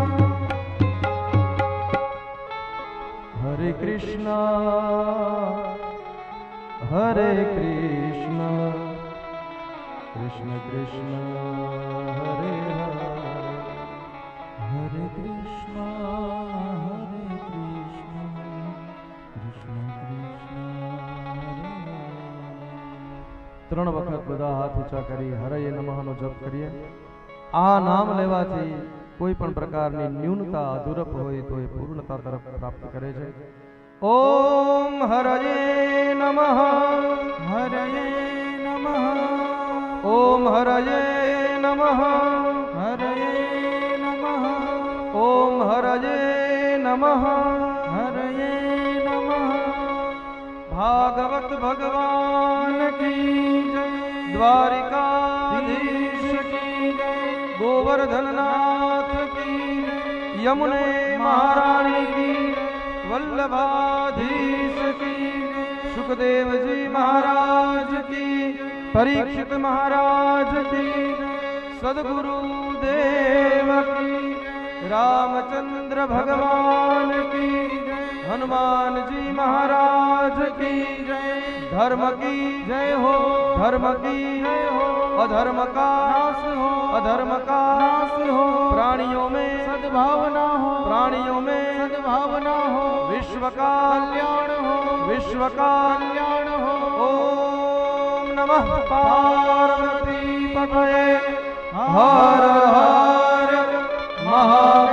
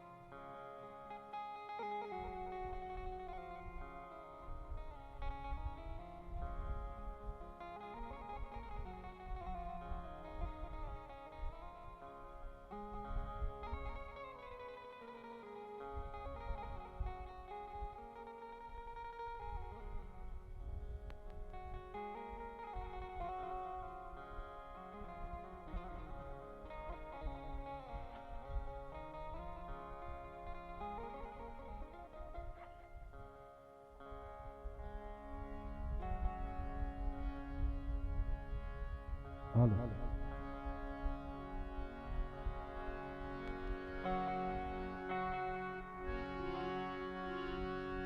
जय काना काड़ा प्रभु नटवर नंदलाला मीठी मोरली वाड़ा मीठी मोरली वाड़ा गोपीना प्यारा ओम जय काना काड़ा कामण गारा कान कामण बहु कीधा प्रभु कामन बहु कीधा माखण चोरी मोहन माखन चोरी मोहन चित चोरी लीधा ओम जय काना काड़ा नंद यशोदा घेर वैकुंठ उतार्या वाले वैकुंठ उतार्या कालिय मर्दन कीधा कालिय मर्दन कीधा गायों ने चारी ओम जय काना गुण गणो तुझ पार के में नहीं आवे वाले में नहीं आवे नेति नेति वेद पुकारे नेति वेद पुकारे पुनीत गुण गावे ओम जय काना काड़ा कर्पूर गौरम करुणावतारम संसार सारम भुजगेन्द्रहारम सदा वसन्तं हृदयारविन्दे भवानी सहितं नमामि भवं भवानी सहितं नमामि भवं भवानी सहितं नमामि जन्मान्तरकृतानि श्रोतानि सर्वाणि नश्यन्तु प्रदक्षिणां पदे पदे देवाभिवन्दनं स्वात्माभिवन्दनमस्तौ वृक्षाल्य ॐ नमो भगवते वासुदेवाय ॐ नमो भगवते वासुदेवाय ॐ नमो भगवते वासुदेवाय ॐ नमो भगवते वासुदेवाय कृष्ण दामोदरा वासुदेवाय कृष्ण दामोदरा वासुदेवाय कृष्ण दामोदरा वासुदेवाय कृष्ण दामोदरा वासुदेवाय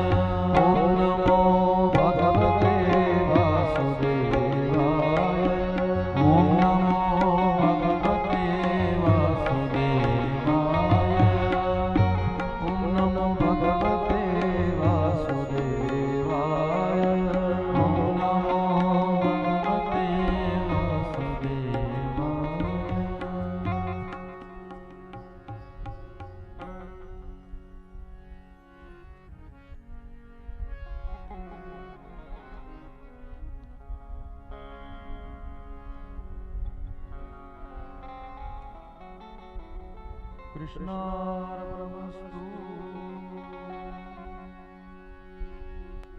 द्वारका